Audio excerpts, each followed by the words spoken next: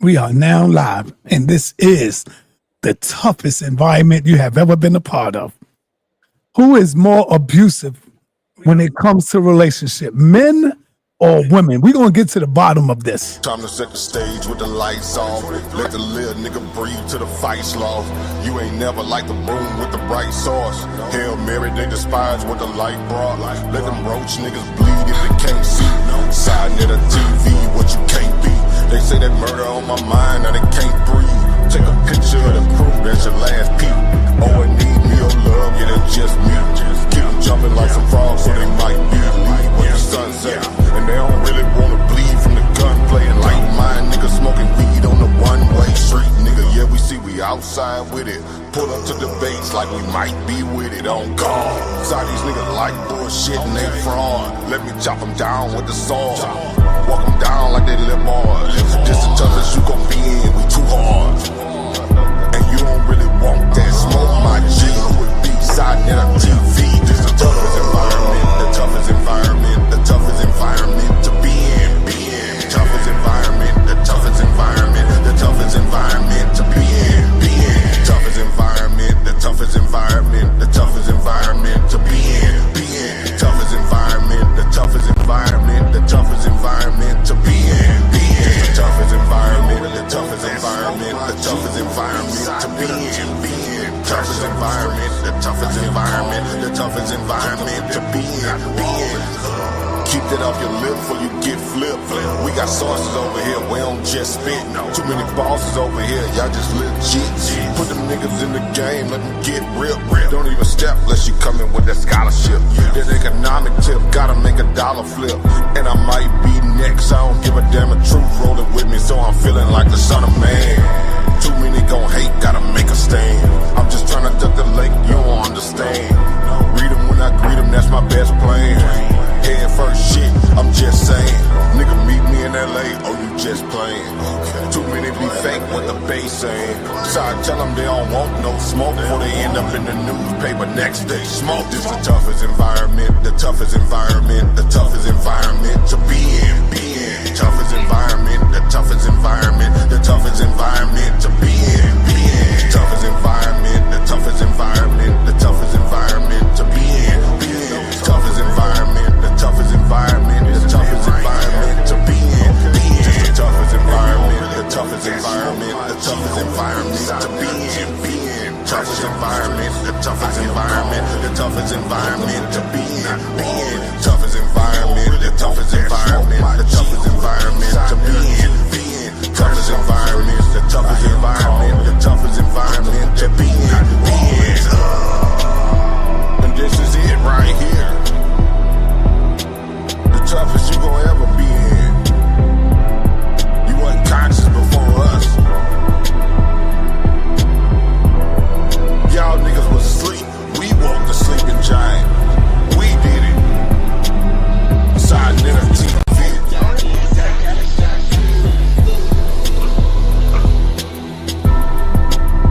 So stay your ass in your little box where you feel safe. Cause it's motherfucking monsters over here. Real monsters. Peace and Pan-Africanism to Brother Herman Smalls in the toughest environment you can be in. All right. Napah, I'm still waiting on this. Everybody, understand you are in one of the toughest environments to be in, and this is going to get a little hot. It's going to get a little heated. It's really not male against female. We love the black woman. Captain Tazaryach ain't going nowhere. He loved the black woman. This is just going to be some tough love given on both sides. I know it, on both sides. So just strap up, get prepared. Let's not get emotional, but some of us might get emotional. I think, I'm gonna keep it real. I think some of you brothers are more emotional than the sisters too at times, especially some of you Israelites. Y'all can be emotional as hell. Not ISUPK, but I'm talking about some of you other Israelites out there. I've witnessed it all. I've seen you, man, get way more emotional than the sisters. So the topic is, who is more abusive when it comes to men or women, men and women? All right, let's get it in. Let's talk about it. And there it is. Let's go. Who want to start off the conversation? I don't have no questions yet, but I will. The questions. Go ahead, Napah. I know Dots and Sister Freedom are ready to go.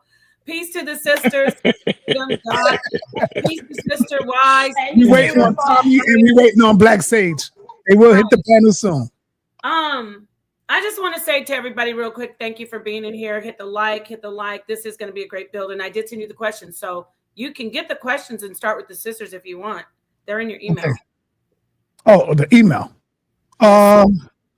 Okay, yes, I see it. All right. Go ahead, Napah. You can start it off. I want you to set it off. Let me just first start out and say this is for building, not tearing down. With that understood, Sonetta is the one who had the idea to do this particular stream, and I really appreciate it. Who is more abusive when it comes to relationships? Let me just ask the first question, get this going. And I'll start with Dots, and we'll go around to the ladies. If Captain doesn't mind, we'll save the best for last. So we'll get to Captain for last. Okay, so Dots, is hitting in a relationship ever justified? And if you say no, what do you say about hitting your children in disciplinary situations? So please answer that for us. Okay, so good evening, everyone. Peace to the chat, peace to the panel. Thanks for inviting me up on the panel. I think that, so it depends on it depends on where the hitting is taking place, because we're grown people here, right? So like on one side of the thing, right, there's some piece to where, people may like that type of thing when they are intimate with their partner, right?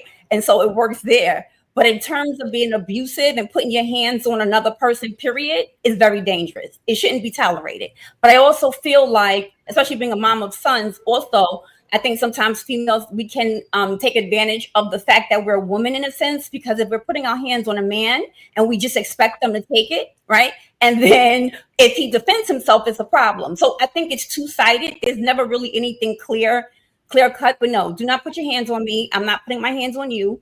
And that's just how it should be, unless it's in a bedroom and we're having an intimate moment. If that's how it's thinking. Okay, so yeah, we could get into talking about domestic discipline, which is separate from this. So I'm glad you clarified that. What about corporal punishment for your children? Is that ever okay? You mean like, of course, like I think everyone has a right to raise their children how they want to raise their children. I do know that it can be excessive. And when you're talking about corporal punishment, you're saying like as a parent, you're not talking about someone else touching the child, right? Yeah. So I think that parents definitely should have the freedom to raise their child or children how they want to raise them. You know what I'm saying? Now, if it borders on abuse, right? Because that also is a word that's sort of like murky waters with gray. But like if it's to the point to where it is abusive, right? Like you're leaving marks on your children, that should never be okay. That should never be okay. Personally, for me, I have sons. I don't have any daughters. I've never had to put my hands on my sons, right? But they also had a father who also instilled the fear of God in them, that if you ever even think about, raising your boys or doing X, Y, and Z to your mom, it's going to be a problem. So I've never really had to do it myself. But I think a parent has the I think they have the freedom to raise their child how they want to raise their child. Thank you, Dots. Sister Freedom, what about you? Is hitting in a relationship ever justified? And if you say no, what about hitting your children? You're muted. Peace and love, everybody. HOK all day. Thank you for inviting me. Okay. I'm going to say no. Absolutely not. Hitting is never a necessity in a relationship. And I find that the only time hitting comes into play is when one person is trying to have control over the other. One is not allowing the other person to either tell them what to do or stop them from doing something, but whatever it is, they're trying to have control. And that's when hitting may come into play. somebody's not doing something somebody wants the other person to do. And as far as kids is concerned, like Doc says, that's kind of iffy. I have a son. I've never had to beat my son, okay? But I can see where he's a man, so he may form a sense of he thinks he's supposed to be the leader type person. So I might have to buck up. It's not that I have to hit him, but I can make him feel like it's getting ready to go there because of him naturally growing into being a man. And he may want to control me even though I'm his mother. So I can see that. But no, I do not ever feel like it's ever a reason to put your hands on somebody, not from the woman and not from the man. Thank you so much, Sister Freedom. Peace to you, Tommy. I see you came in. Peace to Tommy Sotomayor. Senator, you want to take the mic? Yes, I gotta attack that. See, that's the European teaching. That's the white teaching. When I was coming up and you do something wrong, my moms will pop the hell out of you. My dad, I ain't had no dad in the house, but my mom will pop the hell out of us. And I'm gonna let you know now, if you don't discipline your child with the belt sometimes, guess what? The goddamn government is gonna do it. The police is gonna do it. So you can see that's when a woman is at home by herself and she's trying to raise a child and she don't want to beat the goddamn child when he's doing bad. Sometimes you got to give what is called tough love and beat their ass. Beat their ass. I got beaten with stitching cords. I got beaten with a belt. And goddamn it, when I got caught smoking cigarettes in the basement after going home with my mama, I ain't never do it again. She ain't never had to come to class again for me. So when she will have to come to school, and sometimes she will smack me upside my head in front of the class, and I never did it again. That is the most embarrassing thing you could go through. And if we don't discipline our child, the goddamn police gonna do it, or the goddamn jail system gonna do it. That's just me. Go ahead. I'm passing the mic. And say the question again in the part for Tommy, so he can get it. That's the first question we asked, Tommy. So the question is it okay ever is violence or hitting in a relationship situation ever justified? And if you don't think so, what about corporal punishment toward children? So that's the question. Napah, did all the ladies go? Actually, we have Sister Wize and Dots. No, but no, she was just reading the question again for Tommy because he just came in. No, I know that, but I didn't want to speak because I know Napah said she wanted all the ladies to go. I mean, first. if you want to go ahead, Sister Wize, you want to let Captain No, I'm fine. I'm fine with her going. I was just asking. Thank you, thank you, Captain. I'm sorry. Sister Wize, would you like to answer that so we can hear from the other panelists? Absolutely. I think that we should never, as two grown adults, put hands on one another. It's just not that type of party. When you're grown, and if you can't talk it out, if you can't get a plan of action together, absolutely no, you shouldn't put your hands on one another. In terms of children, I would say, based on my experience, the father, or if the father's not in a home, uncles, I think that a male should jack the boys up as opposed to the mom. I really think that when the mom is dominating and beating and spanking, it psychologically can cause some issues with the male child now wanting to date Black women, but has a little bit of fear. So I would say, if you have two mothers, you got to do what you need to do. But if you have an uncle or a father in the house or a grandfather, I think that the men should discipline the male child. That's just my opinion. I love that answer.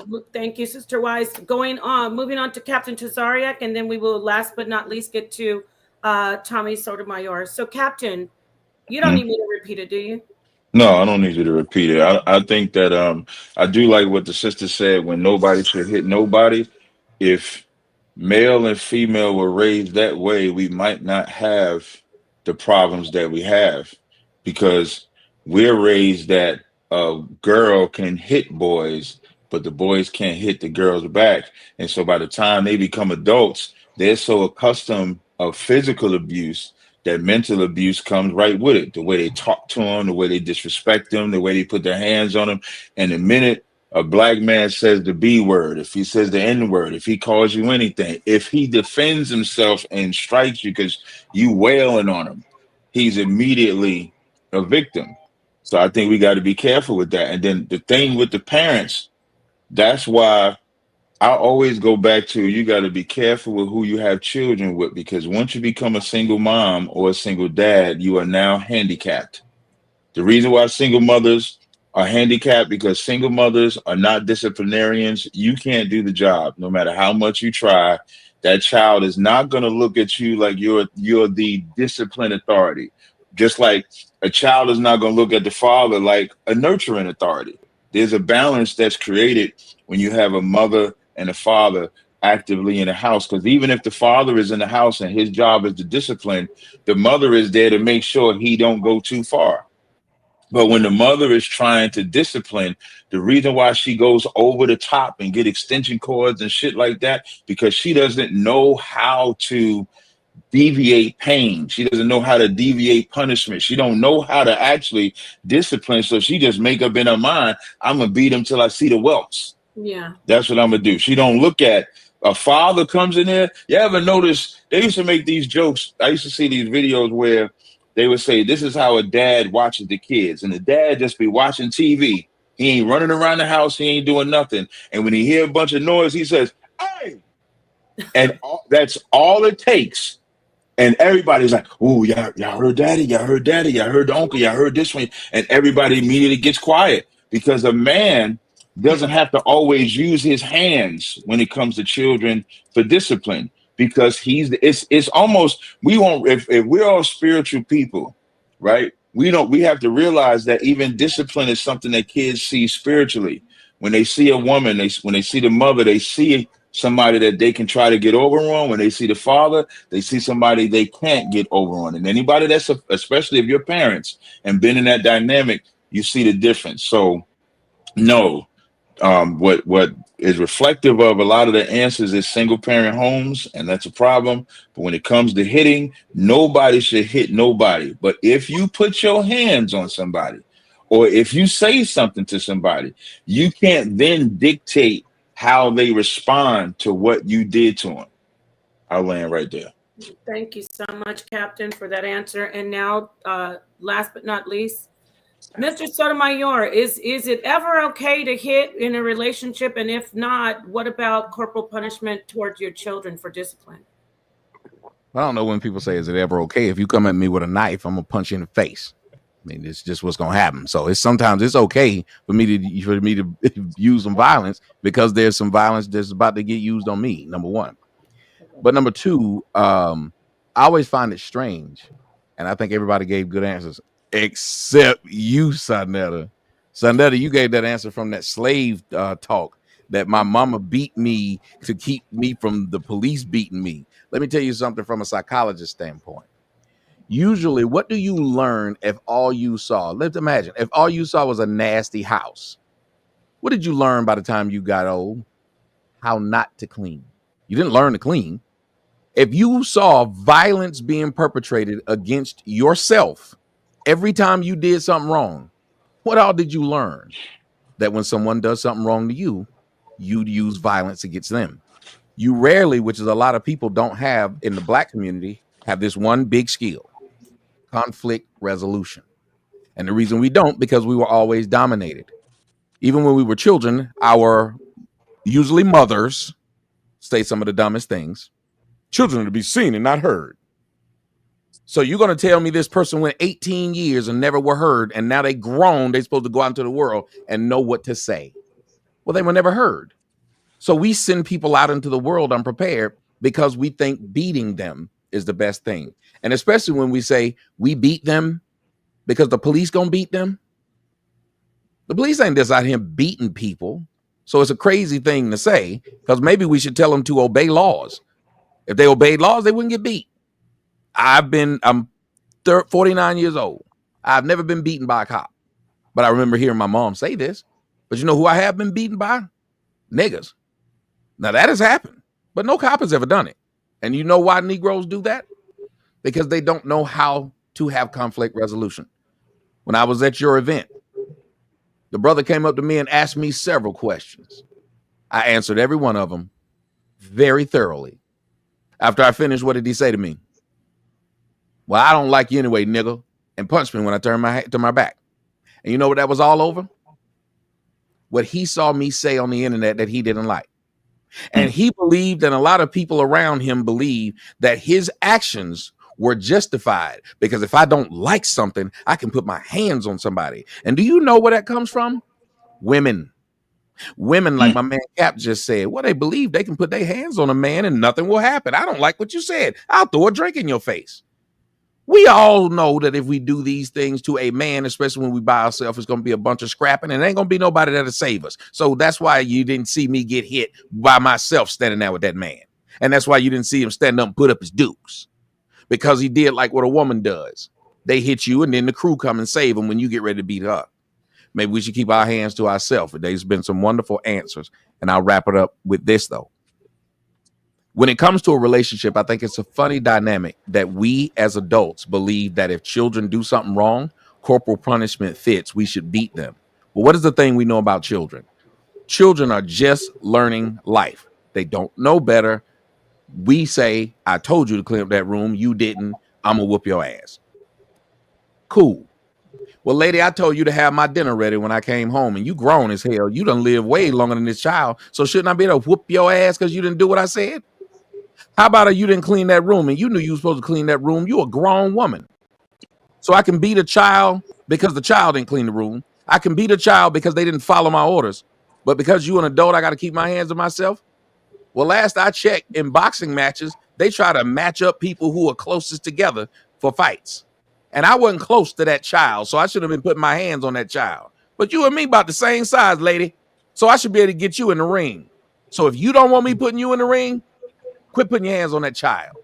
How about raise children that understand what you're saying, comprehend what you're saying, but ultimately have enough respect for you to follow your rules. So you don't got to put your hands on them. Yes. Whenever somebody want to chime in, just throw your hand up. Right. But I want to say, Tommy, it was so much confusion that day. When that happened to you, I immediately stopped my program. The building was crowded. And I don't know if you've seen it or recognized it, but I immediately stopped my program. I didn't know them dudes from Baltimore. I came out there. I put myself on the line too. So I came out there and I immediately did my best to protect you. What did I do? I grabbed you. I pulled you upstairs. You know the balcony, Captain, where Jenny Hunter sits at the theater. So I came. You did your thing. I'm saying those guys. I came out there. I made sure that we was able to take you upstairs and secure you where nobody would be able to get in there. I didn't have Captain in them there that day, I don't think. No, we wasn't there. They usually be good security. Yeah. That wouldn't have never happened if I had Captain there, you know. But now let me harken back to what you were saying, Tommy, when you said everybody was good except mine. So I gotta address that. Brother, we are born in different eras. I might be 10 years older than you. I don't know. We were born in different eras. And when I came up, like you said, all I had was my mother. And my mother took care of 7 of us. So yeah, it could have been a woman's thing. You know what I'm saying? Where we was driving moms crazy in the house. 7 of us. And we going crazy and she got to manage that. And so, brother, when she put that belt to me, she ain't never had to worry about me again. So it works for me. It works for, it depends on who it's working for. So it worked for me. I never wanted to see my mother come to school again. That shit was embarrassing. I didn't want her to hit me, come pick me up from the damn precinct. That would be embarrassing. So I was getting into a lot of trouble, But yeah, when I wasn't the only one. There was a lot of us, man. A lot of the parents getting them beatings, brother. Sometimes remember the old lady would tell you, go outside in the field and bring me back a switch. And if you bring back a little switch, she going to get the big switch. But go ahead. So I gotta ask you. Jump in for 1 second. Let me say one thing. When people address me, I just kind of want to address them back. It's gonna be quick, Tommy. Give me 1 second. I know a situation where a mother dealt with her older son, and she spanked him, got the belt, and did what mother did. And then she decided on the younger one not to do it. The oldest one that got beat down and disciplined or whatever, he said the reason why I didn't rob, the reason why I didn't do the things that the baby did is because I feared that whip. I feared that belt, that butt beating that I got from my mother. But the younger one that didn't get it, he ended up in prison and did a lot of mischief because he didn't have that fear. So all I'm saying is sometimes, like I said, depending on the situation, we can't really, because even the Bible says that you're supposed to sort of get in that tail. So Sa's mother, I think, did a good job for him to turn out like he is. And so it works both ways, Tommy. Sometimes it'll work out for the child and other times it won't. But anyway, that's it. Can I say something, please? Tommy, did you want to say something? Yeah, I think it was on Tommy. Well, because they're saying things to what I said. So I'm feeling. I was going to say with you, Tommy. I was let Tommy respond. I'll let a third one go. I'll just write notes. Respond, Tommy, and then I'll I'll just write notes. You want to forget it. Go ahead. I'll just take notes. Okay. You know what, Si, I came up in your era. Okay. What I'm saying is I had so many beatings that I said I'm never going to beat my children. I'm going to find a different way on how to deal with my kids. I think only one of my kids ever had a spanking from me, right? And after that spanking, I think I cried with my child. It didn't make a difference. They still do stuff. Just because you beat their behind, and you could beat their behind for the same thing over and over and over, and they still do the same things. Like you get a beating for wetting the bed. You get a beating for saying a cuss word, or like you said, being caught smoking or whatever. But it doesn't stop the child from doing bad things or what you would consider bad. Instead of, you could have sat down and talked with the child, told them why you didn't want them to do this, how it can affect their life. I think that there was a different way that we could work with our children without beating them. I just think that there's a different way. I found a different way of dealing with my kids, because I know even though you beat them, they still gonna pee the bed. You could just whoop they behind for peeing the bed, and the next night they pee the bed again. So it don't always work. And you just think about your own life when you grew up. You still ended up in jail. Not saying you, I'm talking about in general people. You still ended up in jail. You still did this. You still did that. So all that beating, not all the time works. It just doesn't. You know what I'm saying? As far as what Captain Tazaryach was saying about dad. Tazaryach. I'm sorry if I didn't pronounce it. That's because I'm getting tongue-tied from talking. But it was Big Mama that walked in the house. You know me, you be good. When Big Mama walked in the house is when everybody was scared. When my growing up, when she walked in, everybody was like, "Oh, here come my mom. We gotta get it right," because she was the one who handed out the whoopings, and Pop was right there too. But it was always Big Mama that handed out the behind whoopings. So it's kind of a difference right there too. But that's all I had to say. I agree with mostly everybody, but okay. All right, go ahead, Tommy. All right, I'm gonna give y'all two words: recidivism and calluses. Hopefully y'all know what they mean, but if you don't, callus. Typically you will get a callus on your hands from what? Doing repetition of hard work, labor, or activity that is repetitive, which then teaches your skin to be used to it and not have the pain to it anymore. Recidivism means that your ass keeps going back to jail. You got out, you went back. You got out, you went back. Now, Black folks keep thinking that, well, I know this guy and he got beat and he said it made him not go to jail. Well, I know plenty of people in jail who said, yeah, I got my ass whooped. I just didn't listen to my mama. So when we say these things, y'all saying something like a coin flip, except for the difference is the coin falls more times on get my ass beat didn't stop me from doing what it was I was doing. Because if that's the case, then we might as well let the cops whoop our kids' ass. If y'all logic is beating will stop a person from doing it, then go on and let the cop do it. Then let the teacher do it and let the neighbor do it. Let everybody beat your child so your child will become a good citizen. That's not how it works. Which is why I say the things that I say. Y'all know I always jump myself in and point to the things in the audience. I notice I came here and I spend my time and I make sure that I give very good stuff. But because a lot of the black men and women that's raised in y'all's audience that get together to watch y'all have been raised by disrespectful and abusive people, the first thing they do when I walk into your show is to start being disrespectful. I'm Tom. I got mommy issues. That's how niggas like to talk to each other. They don't think that they can have a situation where they're not disrespectful. Why? Because they grew up in that. They grew up in the era of all we do is Joan. So all we do is try to get under other people's skin. And you keep trying to get under my skin. What did I learn from being in my mama's house or being in that house where beating is?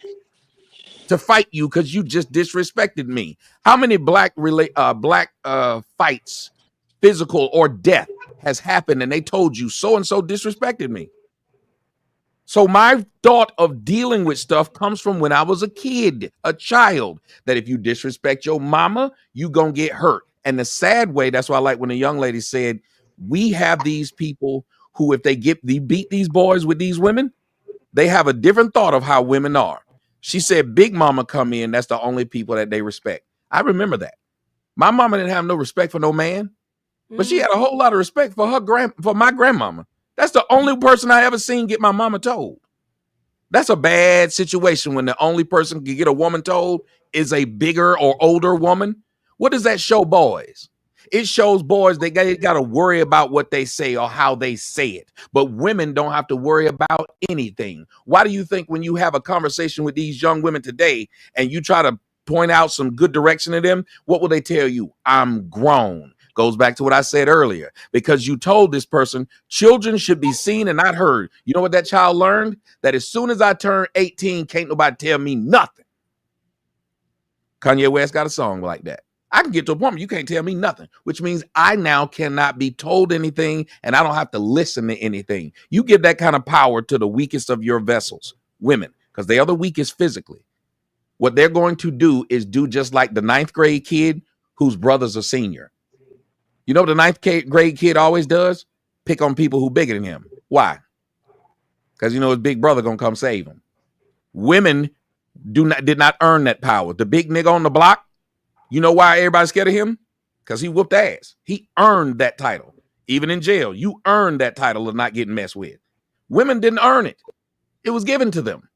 They ain't beat no man. They didn't beat nobody. It's just men say, you can't put your hands on that female, which then makes that woman like that 9th grader want to put their hands more on other people because they believe there's this invisible mirror. I'll give you black folks right now. We love calling white folks crackers, fatbacks, all kind of stupid names y'all got for these white people. They still got one name for y'all that send you running. The N-word. Years, decades of the N-word. It ain't changed. They got one bullet loaded in their gun that will always send you off. But you spend your whole life trying to find new words to insult them, and they supposed to just listen to it. They don't get fired from it. You don't get fired from your job. You don't get a score. You don't get nothing that happens to you when you keep coming up with all these euphemisms for whites. Yet they got the one in the gun and that they going to give it to you. You going to be upset. That's why I talk about the people in the audience. Leave me the hell alone. But you won't leave me the hell alone because you think it's funny to do it. So then don't get mad why you hate me for all these years with all the stuff that I put up there, because it ain't mama issues, it's nigga issues. Y'all spent your whole life trying to be mean to people. So when people get a chance to be mean back to you, they do it. So the best thing to do is just leave me alone, because every time I hit, I go extra white. Anyway, that's the thing. Stop being disrespectful and abusive to people. And black people never learn that because we spend our time growing up being abused. That's why I'm anti-abuse. Thank you very much for that. Thank you, Tommy. And by the way, to the mods, please be extra vigilant. I absolutely agree. We don't invite people over here for you to get your frustrations out on them by putting stupid comments and trying to abuse our guests. So that's right. Please just time them out, or even if it's really bad, just block them. I'm tired of no blocking. Just get them for 24 hours. You know what's funny? When I say time them out 24 hours, you say no, Napah, just block them. So no, that's for other comments, like other comments inviting people to their privates and all that, and talking about mothers. So yeah, just get them out of the home. If they keep it off of saying that, but I do appreciate you, Sonetta, and if you just make sure it said again. You didn't do anything wrong. I was pointing out that man, because of the way he was raised, didn't think that I would have a conversation with him, and that made him more upset. A lot of women have found out when they just have a conversation with their abusive male partner, you know what he'll do? Become more abusive. Ask some women in the comment section. They'll say, I was nicer to him thinking, well, this will solve it. Me cowering made him want to be more abusive. Because a lot of people don't know conflict resolution. They think you being, what is the main thing we usually say in the black community? I ain't no punk. It looks like you being a punk if you put your hand up and say, well, I don't want to fight. Yeah. They'll go back and say, you was a punk. That's why so many dead brothers now, because they don't want to be looked at as punks.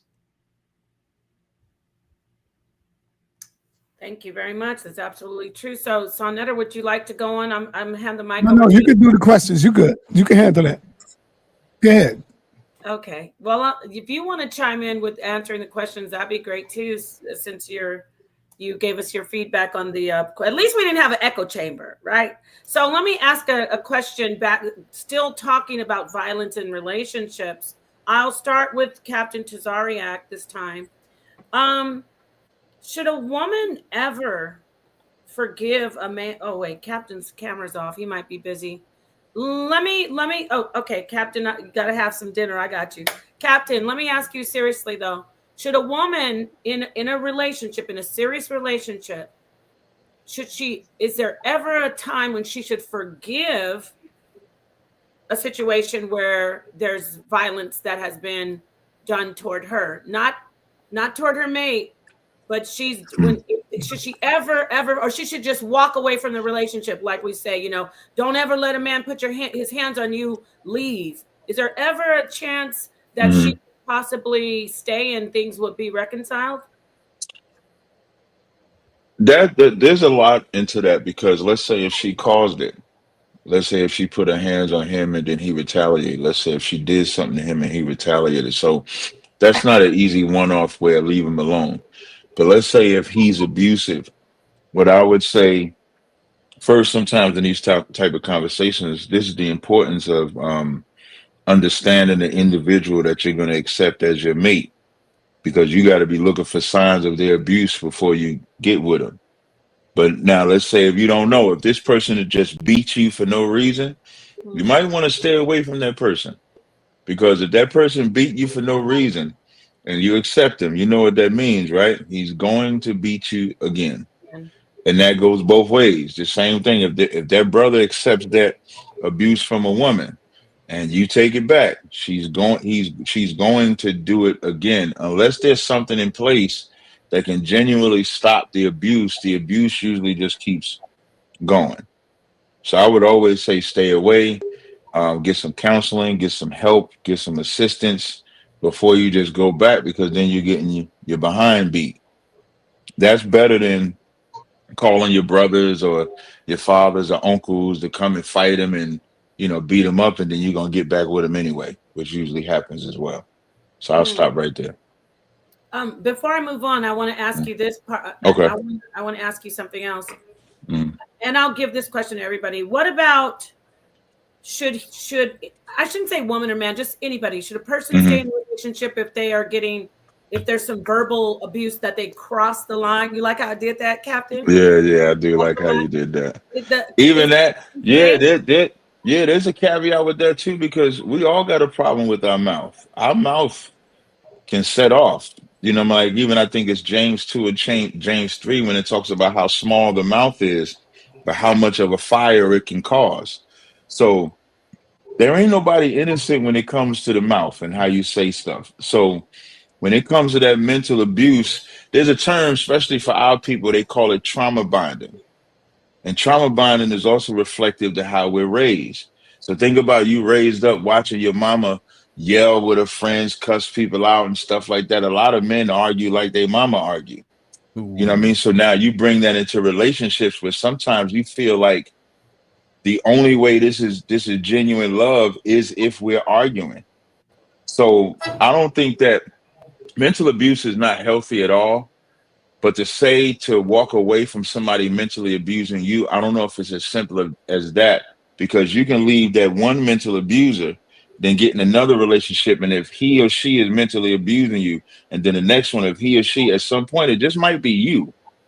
It might be you that's the problem and not the other way around.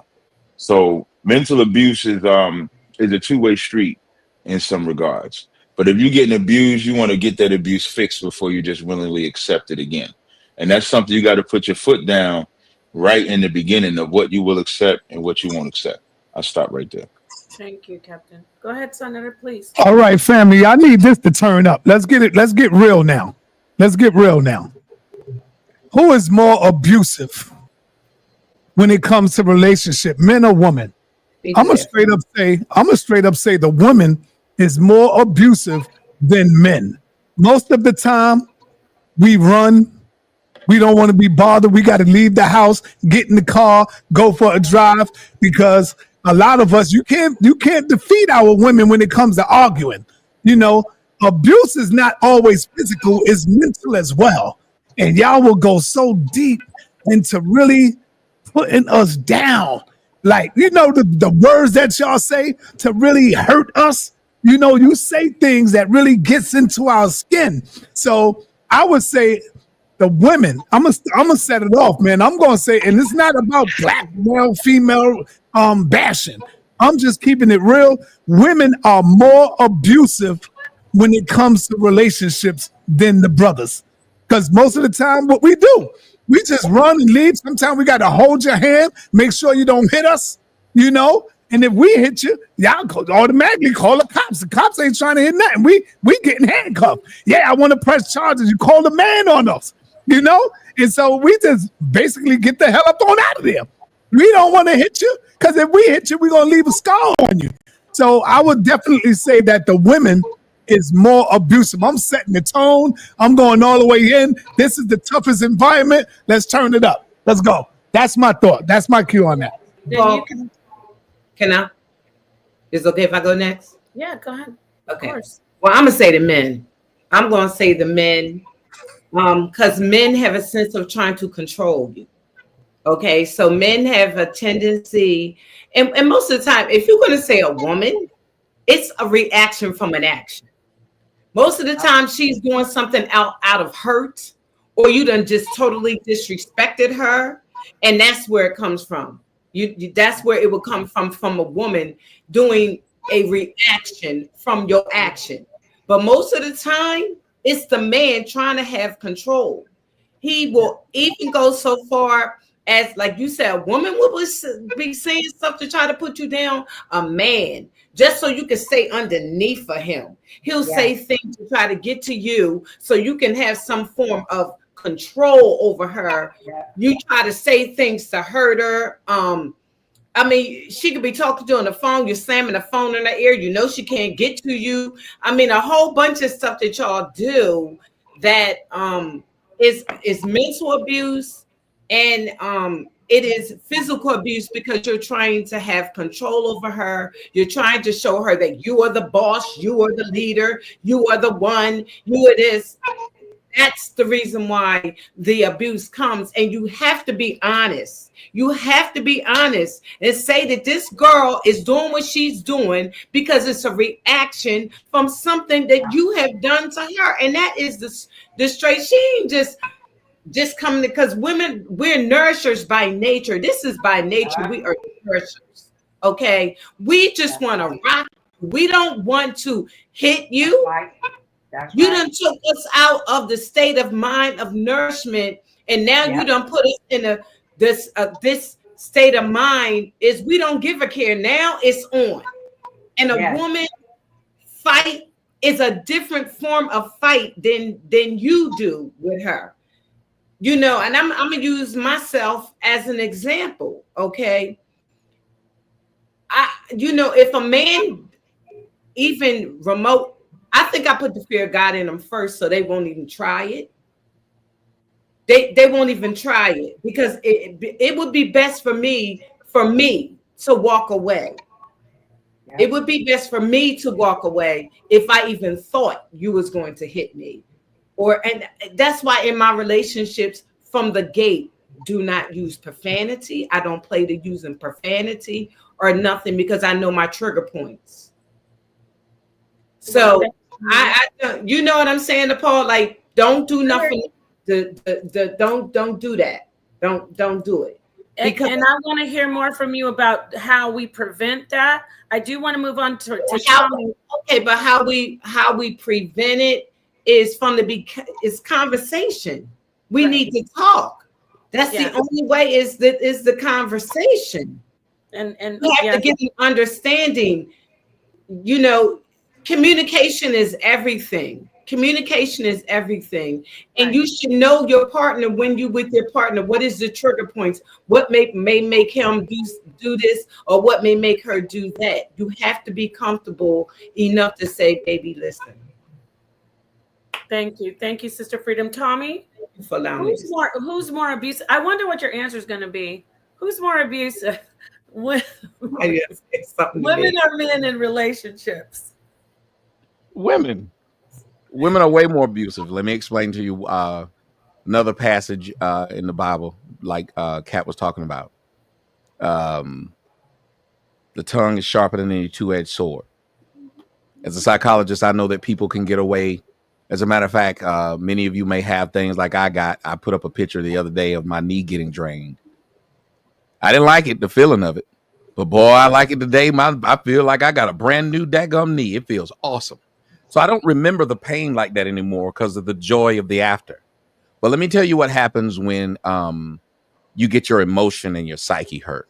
I don't know why me and Cap keep having this problem. I talk to him behind closed doors and he keep bringing up my personal business to these damn shows. I'm really getting upset. I told you I only hit her once and I said that I was going to do it. Now you trying to tell her not to come back to me. What's wrong with you? She is watching. Anyway, he don't mean it, but take your ass upstairs. Anyway, the point is, I really don't mean it. I really don't. The point is, when you are physically abusive mentally, that shit lasts. That's why you have all these serial killers and things like that. They come from that type of abuse because it sticks with you. But Kat was right. Like, again, if somebody cheat on you and you take them back, if they stay at the grocery store too long, you know what the first thing your mind gonna go to? Mm-hmm. They're sexing somebody. That mental abuse is really something. And that's why women will do that to men. They will say things like, the baby ain't yours. Then we'll come back later and say, you know, I just said that out of anger. So now you looking at your child like, that's. And it's a lot of brothers that done had that said to them, though. She got mad and she said something that's hard to take back. That's why Chris Rock told the joke. Women have the ability to be able to say something that they know is very difficult to come back from. Abuse, we don't talk about mental abuse that much. And when we do, we try to act like it's only women. Like the young lady said, well, when women do things, it's out of retaliation. You know what we're doing when we do that? Giving them the green light to do things. Ain't that the same lie women tell you when they cheat? But somehow when we cheat, we just dogs. But when they cheat, it was cause, oh, you didn't take me to the movies anymore. You didn't take me to the mall anymore. Well, I should have caught you at the mall and the movies with that man, not with his penis in your mouth. I put my penis in your mouth. You just said I didn't take you to the movies in the mall. So that's all he should have had to do. And then he should have sent you back home when it was time for penis in mouth. But that ain't what happened. But you still use the excuse. Women always have an excuse of why they do. When a woman unalives a man, every time y'all go look at any case, what's the first thing she says? He did something to me first. That's why it was my retaliation. He was abusive. It's never one time. So this adult can't just leave because you were abusive. They got to leave you dead before they leave. We wouldn't allow a man to do that. A man is never able to say she was mentally abusing me. That's why I put my hands on her. So I'm just going to retort to what she said. Most of the time when a man put his hands on a woman, I'm going to use the exact same thing she said. It's because he's done all he could and he just retaliated. He tried to talk and my mouth didn't work. So I'm going to see what my hands can do. Because men don't just start out beating women, I don't think. I don't know too many men on the first date just reached over and punched a woman in the face. May have, I don't know. I'd love to talk to some of those women what has happened. Women, though, literally start off relationships with men, especially in the black community, being abusive. Black men have suffered the type of abuse of walking up to a black woman and saying, excuse me, miss, can I get your number? Now, if she don't like the way you dress, if she don't like the way you look, she won't give you the respect of saying, no, sir, thank you for being, kind enough to ask me, but I'm in a marriage or whatever. No. Nigga, I know you didn't with them shoes on. Men are so used to abuse that women give you abuse. Look at all the relationships when they break up.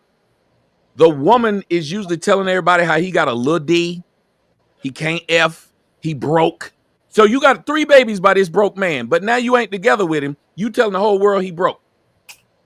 I remember the video I did where this man walked up on this girl. He had the flamer right up to her head. Put her on Facebook Live and told her, because she was trying to ruin his new relationship that he was in. Kept messing around, telling the girl he had STDs, all kind of stuff. He didn't, but she wanted to ruin his relationship. Finally, he got tired of it. He had the flame up to her head, put her on Facebook. She jumped there talking about I apologize for all the stuff I said. I'm really sorry. And his last words to her before he put her to sleep was, game over. Oh. And everybody looked at me and I said, and she got what she deserved. They said, I can't believe you're saying this. I said, why did this woman think that it could be her job to ruin this man's life and reputation, and all he got to do is walk on with his life? I don't know if y'all remember that woman from Fresh and Fit. That woman went around just telling all kinds of lies on me. What happened to her? What changed her life? She went from telling lies to they put her on Tasha K. Tasha K knew she was lying. Do they ever stop women from lying on you? Y'all remember that Shay girl went around lying on me. No problem doing it. Women get to do it. Nothing happens. Men's lives have been ruined right now. Brian Banks, 6.5 years in jail off of a lie. What happened to the woman? Nobody's more abusive to women. And finally, let me give y'all some real stats you can look at. You know who the number 1 abusers of children are? It ain't men. It's women. Like my man, Sotomayor said, he said, I grew up in a different era. No. We didn't the same era. My mama used to beat the shit out of me too. She thought it was a fucking normal thing to beat the shit out of me. She liked telling people I beat the shit out of him. She liked telling me to go get the switch. I remember getting my ass whooped by racing car tracks. I thought it was just me. The next thing you know, I'm listening to E40 and he rapping about it. The problem is we are so used. That's why I said calluses. We get so used to the pain that we try to figure out how to stop the pain or divert the pain. And that's what we're doing. We grow up and we fantasize and fetishize the pain we went through because we internalize it and never dealt with it. That ain't right. And I'm glad that young lady said, well, when I got my ass whooped, I said, I'm not going to put my kids through this, because that's what we're supposed to be. The whole role of a parent is supposed to be better than the parent that came before us. We should always want to be better.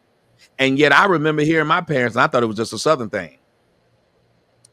We didn't have no car. You don't need no car. We didn't have this. You don't need this. So wait a minute. You had kids to make sure you put a governor on them damn kids so they don't get no better than you? Poor parenting. And black women lead in this. That's why they are constantly abusing their children. Think about how many black boys have told you straight up, when I was 12, a 26-year-old woman gave me head. I got me some at 13. Almost every black boy got a story of an older black woman having sex with him. That's abuse. And yet we tell the boy, man, I wish when I was that age it happened to me.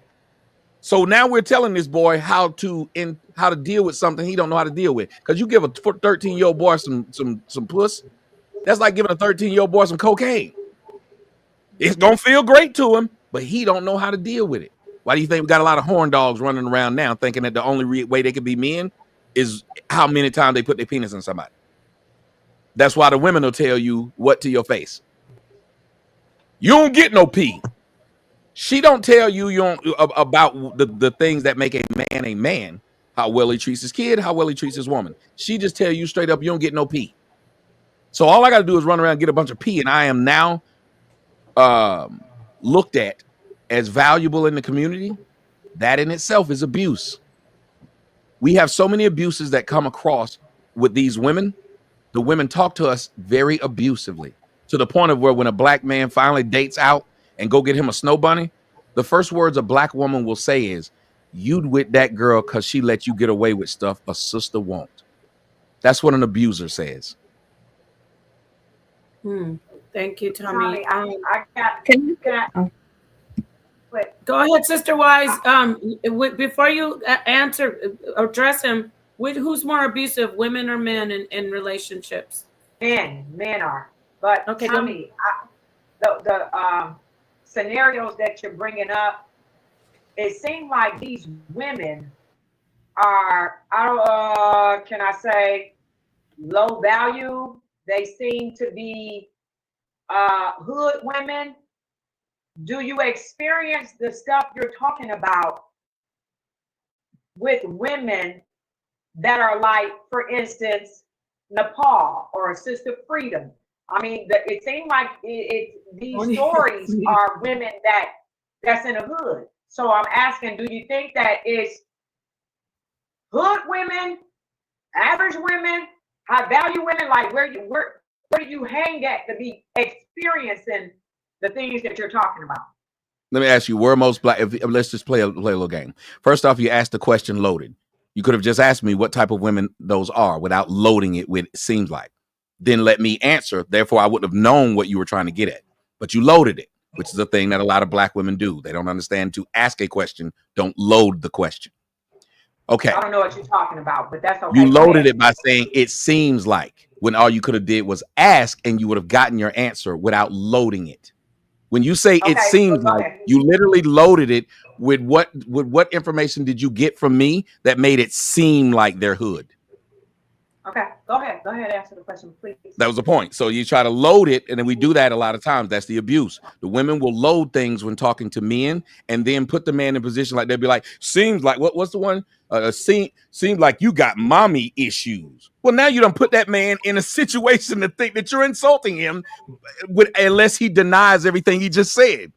When you could have just said, the way women communicate. If that's how I communicate, Tommy, and with me and the people that I'm around, shame on me. But let me ask: are you hood? I'm actually asking a question. Oh, I know, but I'm actually teaching. Again, I'm teaching. If you were doing it and I'm teaching you, it's loaded, and then I show it to you how it's loaded. Why would you still keep trying to use the excuse of, well, that's how I was? Because then the next question from me will be, are you hood? Okay. Because if you're not, Tommy, then you would. I specifically asked the question. Can you just answer it? Because I don't want to. Well, I'm answering it the way I wanted to, because you asked it the way you wanted to. I wanted to ask. Yes, hold on. But you got it out. But you got it out uninterrupted, ma'am. Didn't you get it out uninterrupted? Okay. Your ridiculous question still was uninterrupted when you got it out. I don't think it was ridiculous. And I'm telling you, I'm not trying to do this with you. I'm not trying to do this with you. Ma'am, don't. Ma'am, don't. No, ma'am, I ain't your punk. Don't. Don't tell me what you ain't trying to do. If you don't want me to answer it, go on. I'm not about to you ain't go gonna punk on. me.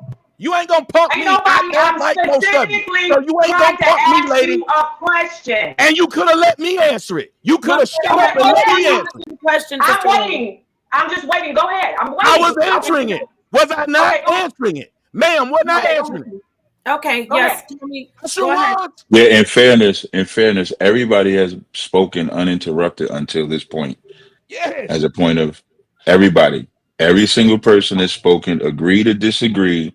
We've all spoken uninterrupted. So there was no need to interrupt Tommy at that point. Okay, thank you. Even if you disagree. Captain, let me say this. It was as though I was trying to attack him, and I actually wasn't.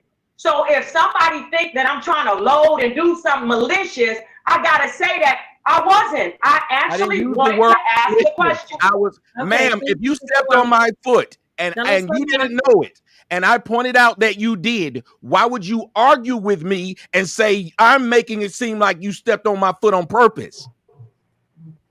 If you didn't do it on purpose, then you'd be more receptive, which is why I said, if I'm supposed to be telling you something right now that you didn't know, that is why we never get anywhere. Because if a person's abusive and you tell them I'm taking this as abuse, they spend all their time trying to tell you how that ain't what they meant. But you are a different human being. Go ahead. Okay, thank you, Tommy. Now, would you like to, or do you still want to answer a question? I don't mind answering it. Okay, thank you. When you Tommy. say they're hood, one, we have to talk about, are they hood? One, we have to talk about the idea of nobody will see me with no hood women.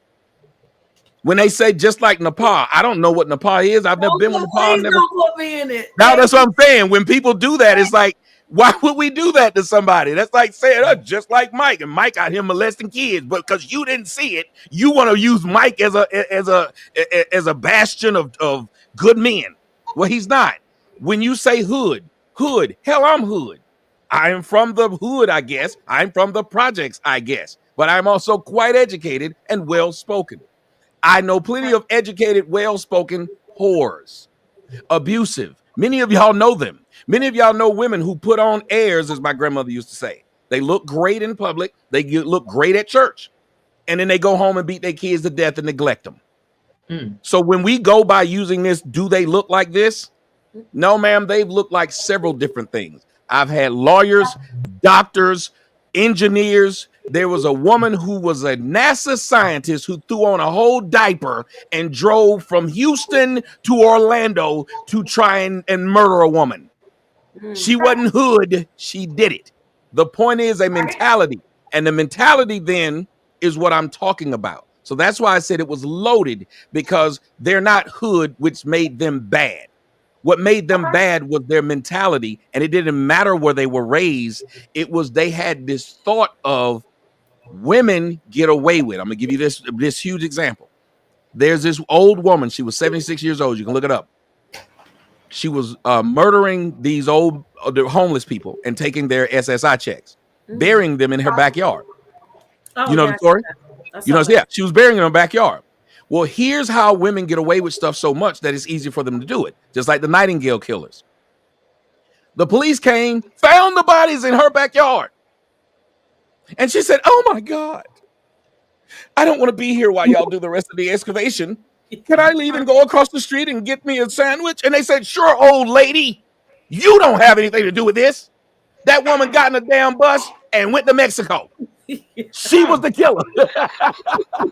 Right. They let her go across the street. But if you think me or Sidnet, if we was up in the house and we said, oh my God, there are bodies back there, we finna go down to the bodega. Y'all can look through what you want to look. You think they'd have let us go? No. So women know this. That's why women will put their hands on a man, like Sidnetta said, and still call the police. Why do you think women have no problem? Even when we get in the smallest of skirmish and our girl hit us, we don't want to call the police, do we? Nope. Because we know even when the police come, they might take us anyway. And we didn't do nothing. Perfect example, Tommy. Shakira Richardson. Yeah. Beating her goddamn boyfriend up at the airport. And what happened when the police come? Blame him. He told the police, no, it's all right. She ain't hit me, because they was going to arrest her. And he still protected her. And all he was trying to get away from her. And she kept hitting him and hitting him. And hey, but Sai, you know what's crazy about that? Yeah, Cap. Shout out to Jabari in the building. Yeah, because I'm going to tell you what's crazy. And I didn't want to bring this up just yet, but I was going to. The craziest part about that is that we see on video him saying she didn't hit me, even though the TSA agents know that she did hit her. She assumes that he told the police that she hit him. The police tell her, no, we saw it ourselves.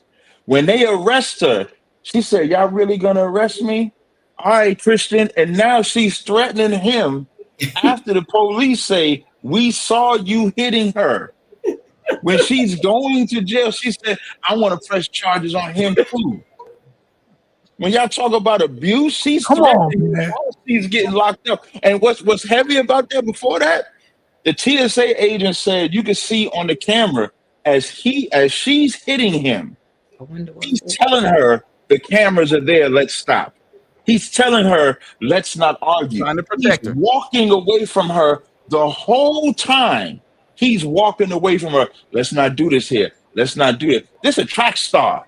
And I'm going to tell you what else is disrespectful. This is how much women want to win in an argument.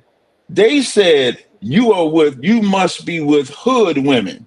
Now, to make their point, they're going to make it seem like a woman that's brought up in the hood cannot be a good woman, cannot be a woman that's going to learn, cannot be a woman that's going to listen. Every black woman grew up in the hood. So you're telling me every hood woman is a bad woman, and so you must have been with a hood woman. Shakira is a track star, won gold Olympics, gold medals, and everything. And that brother tried his best to protect her. And when it came time for her to protect him, she disrespected him. And who was she nice to? Even if you watch that video, she was talking to Christian, her so-called boyfriend, with the utmost disrespect. And when you watch that video, when she talked to them cops, hey, no, I'm Shakira Richardson. You know, I'm a track star. I do this. Oh, Christian, I'm going to get. That's how she talked to him. But Captain, don't forget Chris Brown and Rihanna. Now it came out that Rihanna was the aggressor. Yes. Chris Brown was trying to stop her, like I said earlier, hold her when she went and hit him. And look at what they did to him. They tried to sabotage his whole goddamn career.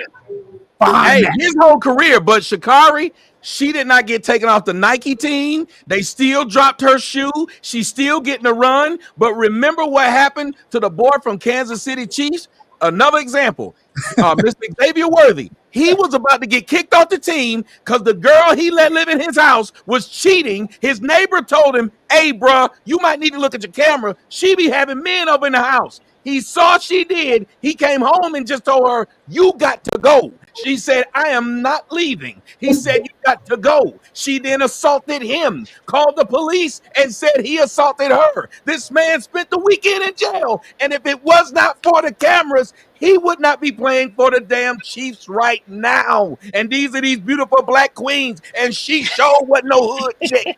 She was a racer. She wasn't no thug chick. She was an athlete for the United States, but she sure had a vagina, and it sure did bleed 3 to 7 days a month. So she had no problem throwing that black man under that white system that they claim we have to fight every day.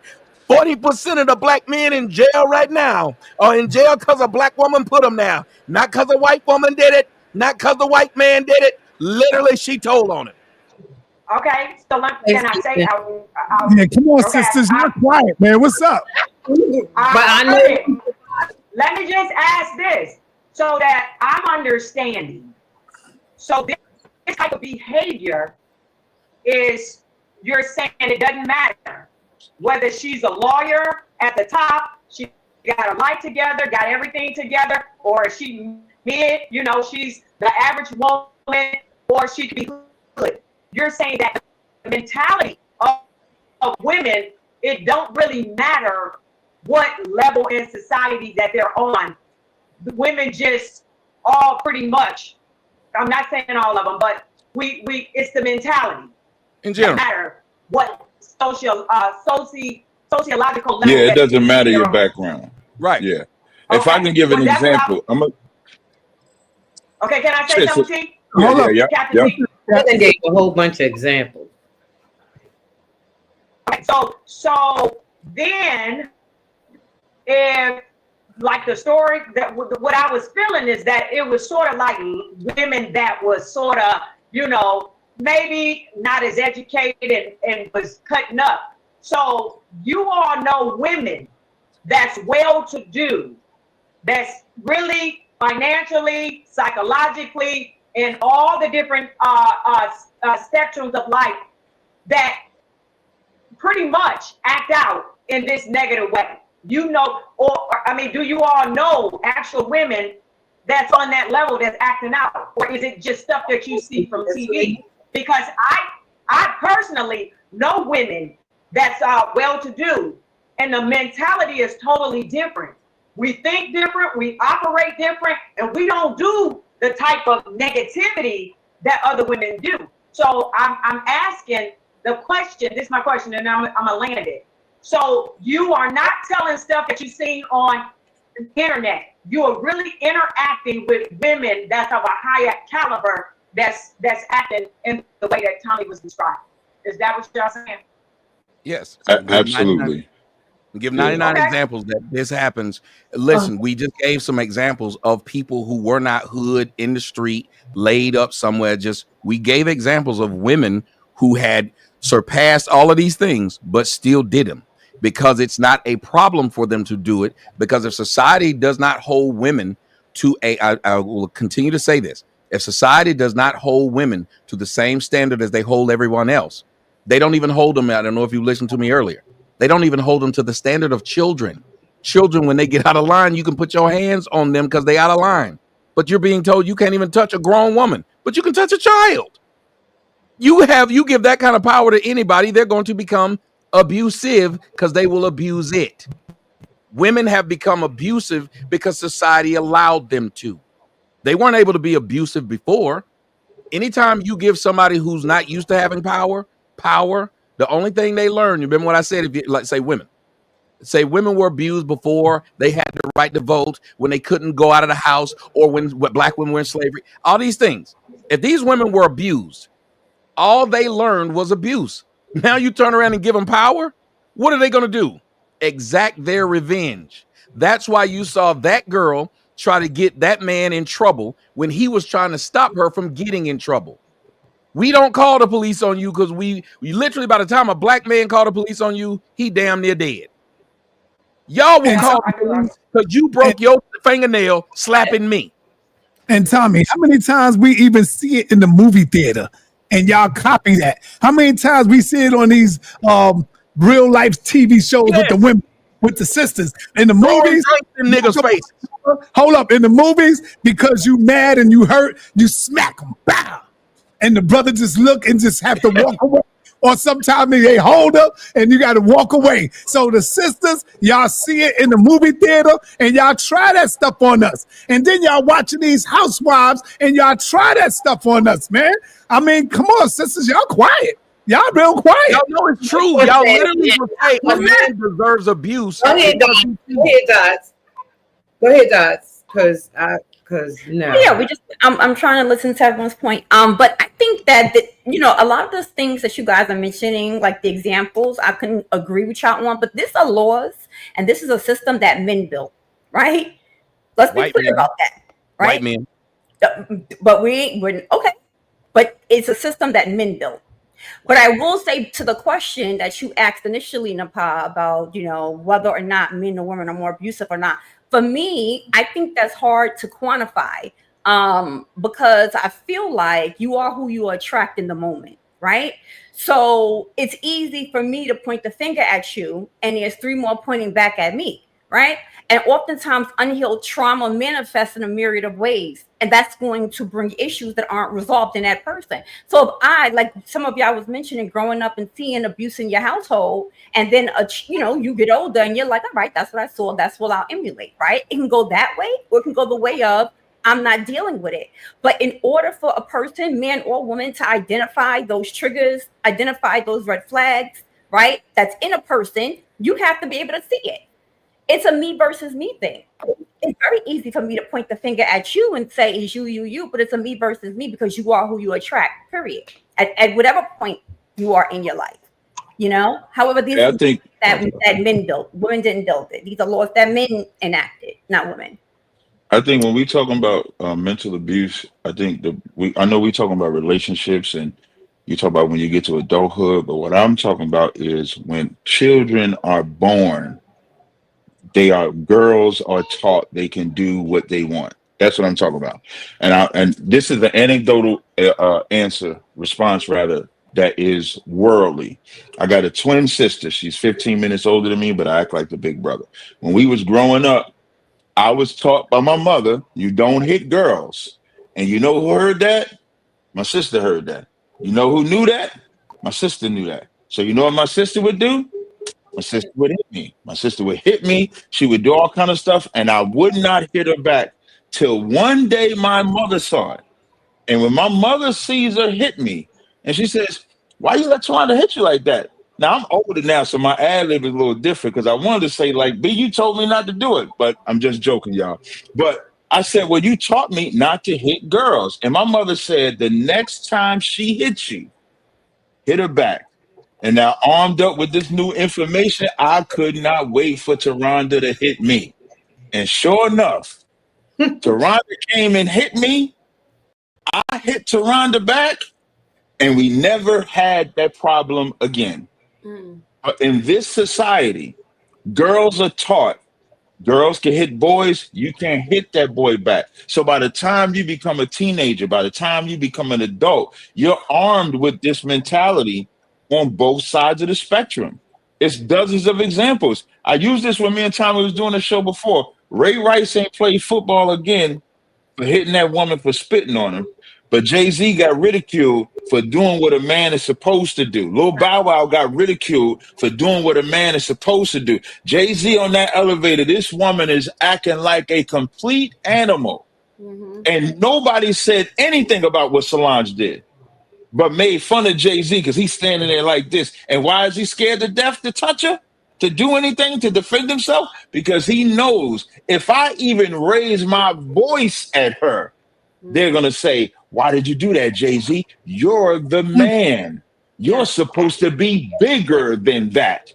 But nobody has ever taught the woman to be bigger than that, to act mature, to act like an adult.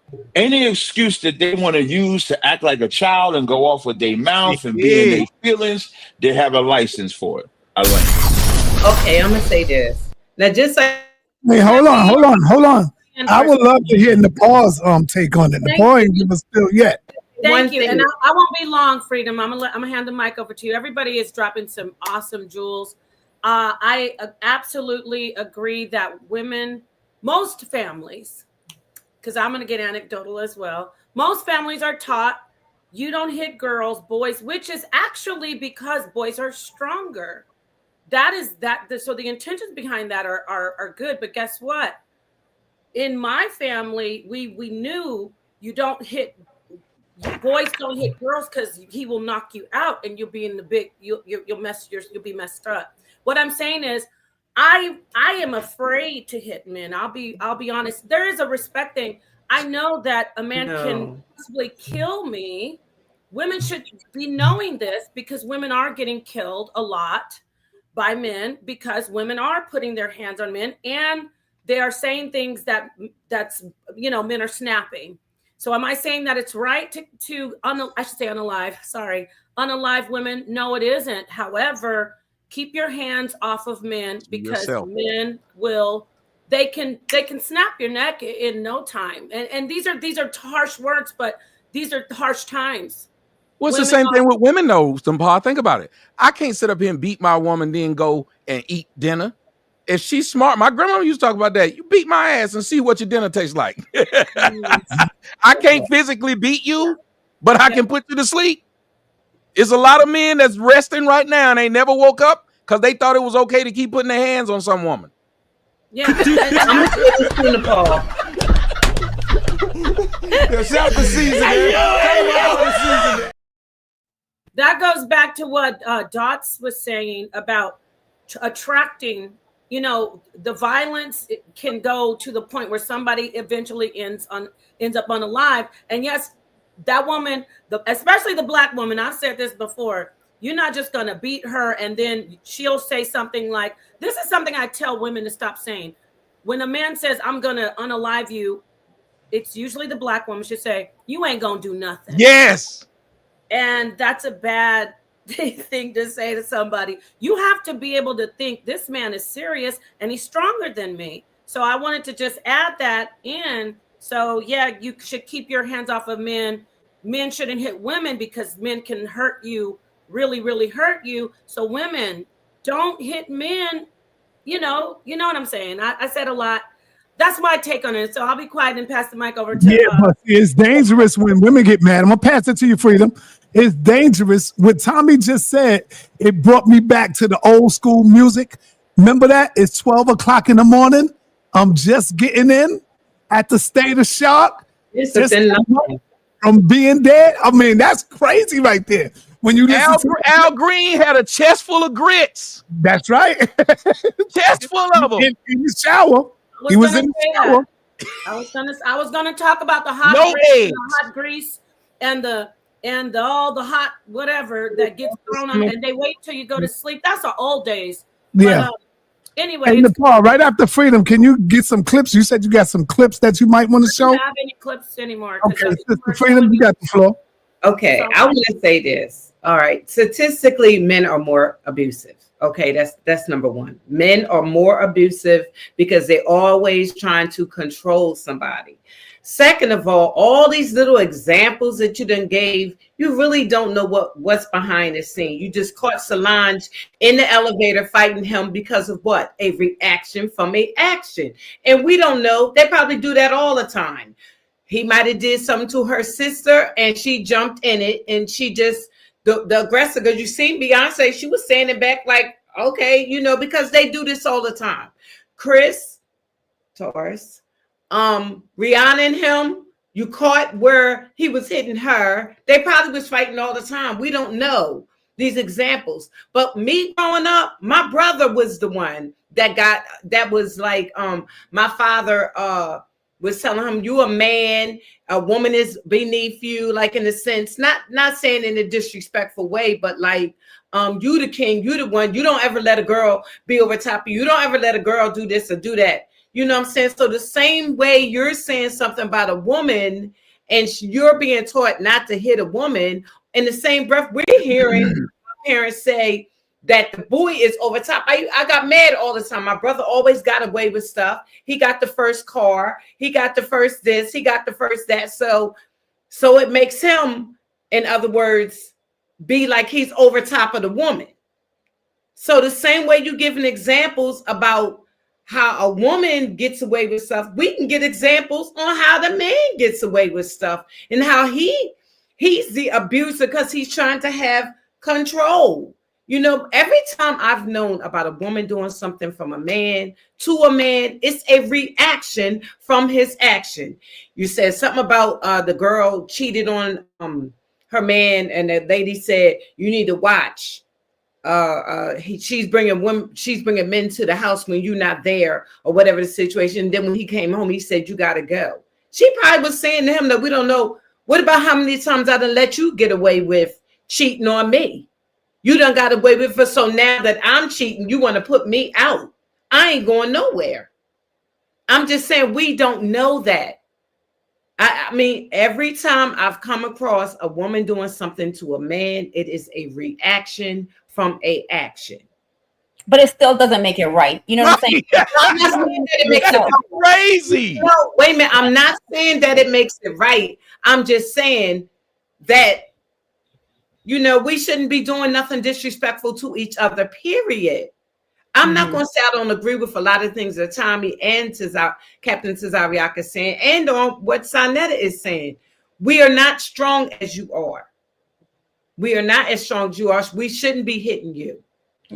But sometimes you can take us to a point where at that point, we don't care.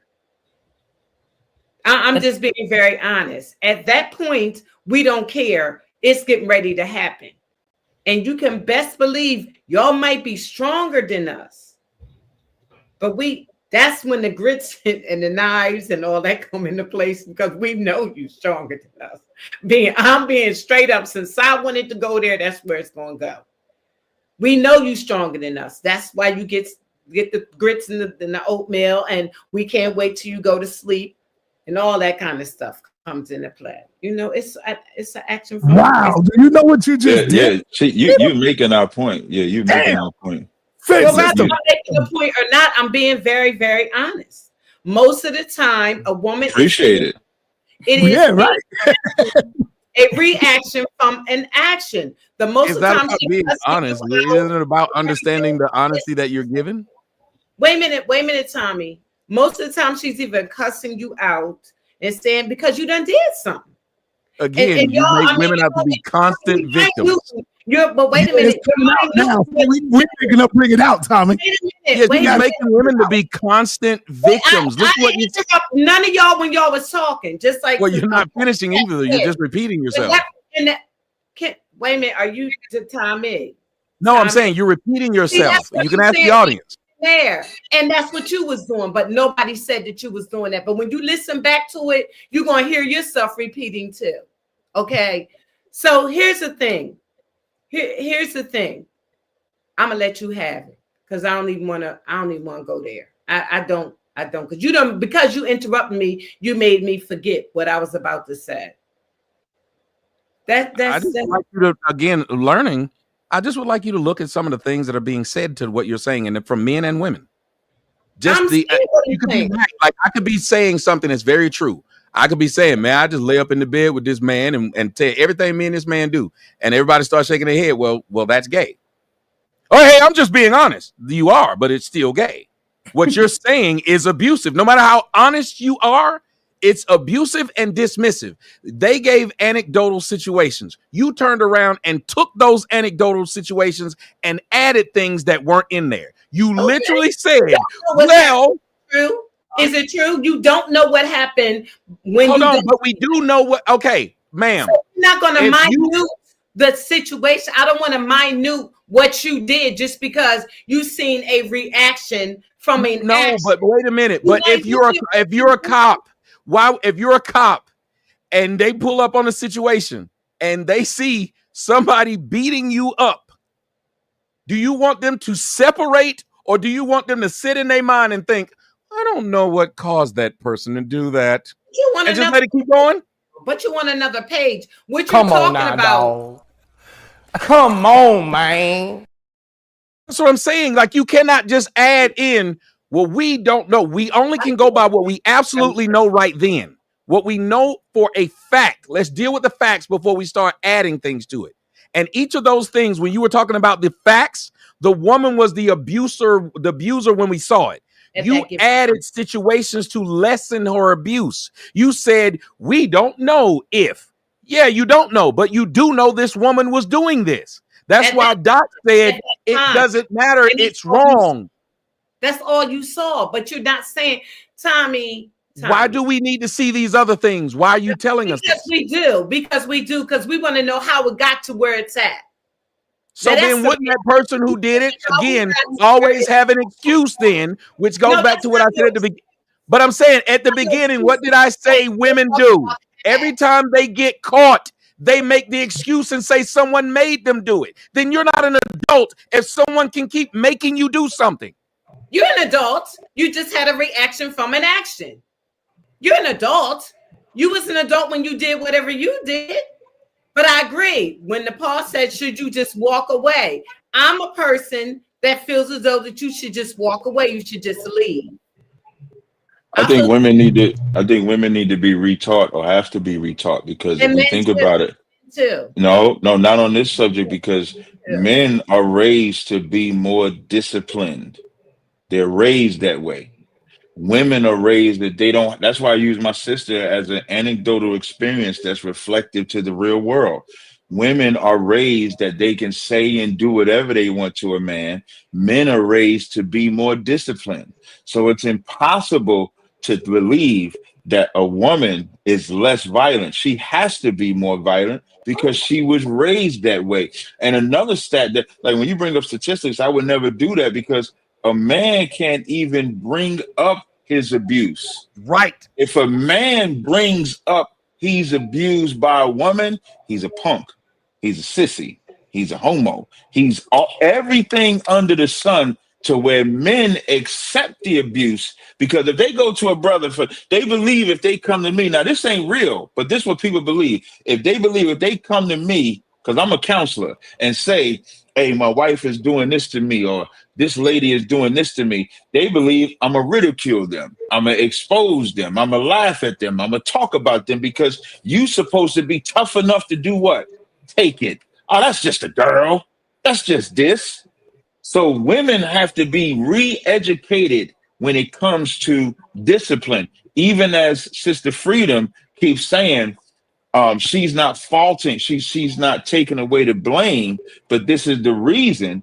A man can't use that reason. So if a man can't use that reason, then a woman can't use that reason either. And if we eliminate the reason and teach women, and I ain't even saying a man has to teach a woman, even though we the best ones to teach them. That's just facts. But if a woman has to learn to have discipline in those moments, you know how many times a woman call the cops on a man because she angry, then by the time the cops come, she done left that anger and she done left her emotions? How many times a woman sends that crazy text to him? Oh, I was in my feelings about it. But we got to hear it.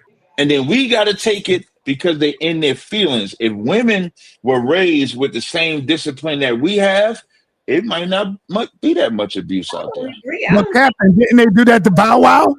What you was talking about? That's my point, right? That's my point. And calling them all kind of names. Because he didn't hit the woman back. You know them scratches Bow Wow got is because he's trying to stop her from hitting him. Right. Did though. Lionel Richie. It's been years since that woman beat him, and they still joke about that woman beating him. Even say whatever you want. We make jokes about Al Green getting grits thrown on him, but all Al Green did was cheat. We wouldn't think it was funny that a woman, Lorena Bobbitt, she cut her man's penis off.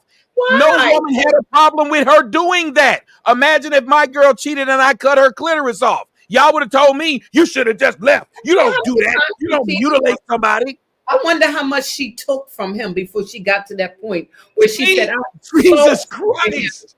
You don't know if he gave her a disease. That's crazy. He had a baby on her. I don't know it either. How does that equate to his penis getting cut off, though? I love you, Freedom. We have two different emotions. So what you might think is minute to you because you a man may not be minute to us because we are women and we got different emotions. We got different actions. We got different reactions for your action is what I'm saying. Stop minute in what you do. And Cap, I'm sorry, you are not the best teacher for a woman. A woman is the best teacher for a woman, and a man is the best teacher for a man. Why don't you? When you say a woman is the best, wait a minute. I said a woman is the best teacher for a woman, and a man is the best teacher for a man because he can talk about the experiences he can talk about the experiences that he may have went through to try to stop him from going through what he may have went through. Just like a woman needs to be taught by a woman on what she may have went through in her life and in her relationships. And you shouldn't do this or do this. You know what I'm saying? I'm not talking about I'm not talking about education. The man is trying to have some form of control over the woman, and that's the reason why you may say a man, so he can tell her what to do. He can advise her. He can advise her. I'm not saying he can't advise her. Just like just to be clear, I'm on a specific subject. I'm talking about disciplining your mouth and self-control. A woman can't teach another woman that because a woman was never taught to have control and know what that even looks like. She don't even know what. You know where most women learn their self-control from? Their fathers. They don't learn their self-control from their mothers. They learn that from their fathers because because this is the reason why we're the way we are, because a man didn't do what he was supposed to do as a man. So as you saying the man ain't doing what he's supposed to do, it's because that woman more than likely put that man out the house, and that's why he's not there to do what he's supposed to do. But on the subject of discipline, women have been raised to be disciplined less.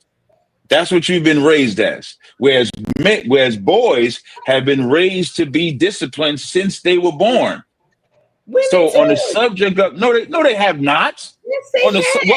What we talking about? That's why I have yet to see any story where a man just hit this woman for no reason. But we've given a plethora of stories where men have been patient with women and women have not listened. The most current is Sha'Carri Richardson. That's the prime example of what we talk about. That on the video, that woman threw his ass up against the damn pole. He fighting the pole like she was on security.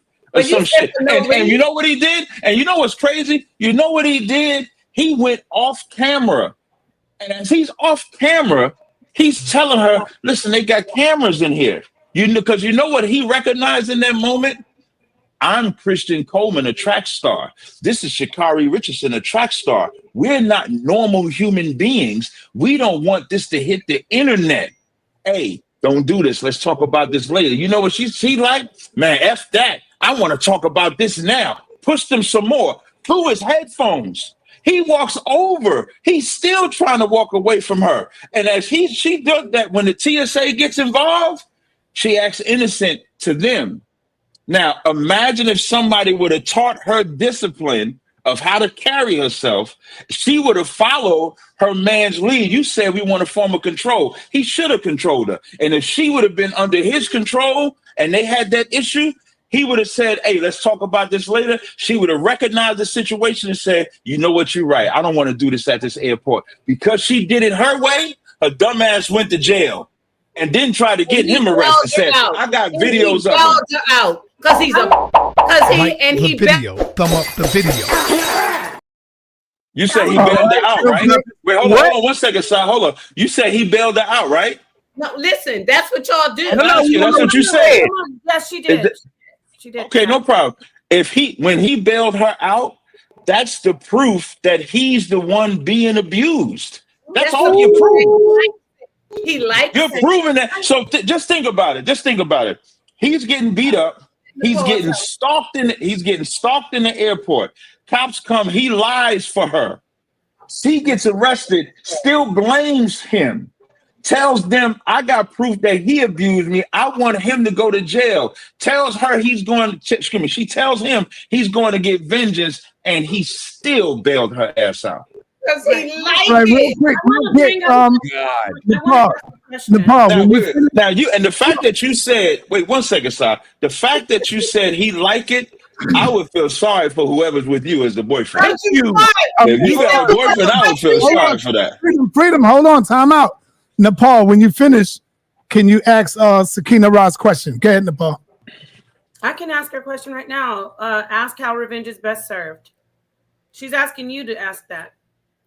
I know, but you was going to go next. That's why I said when you finish. Thank you for the super chat, Queen. We love you, Sakina. So I want to ask some questions of the men, because when I hear Freedom say control, we need to find out there is, how do I phrase this? How do I put this? Okay.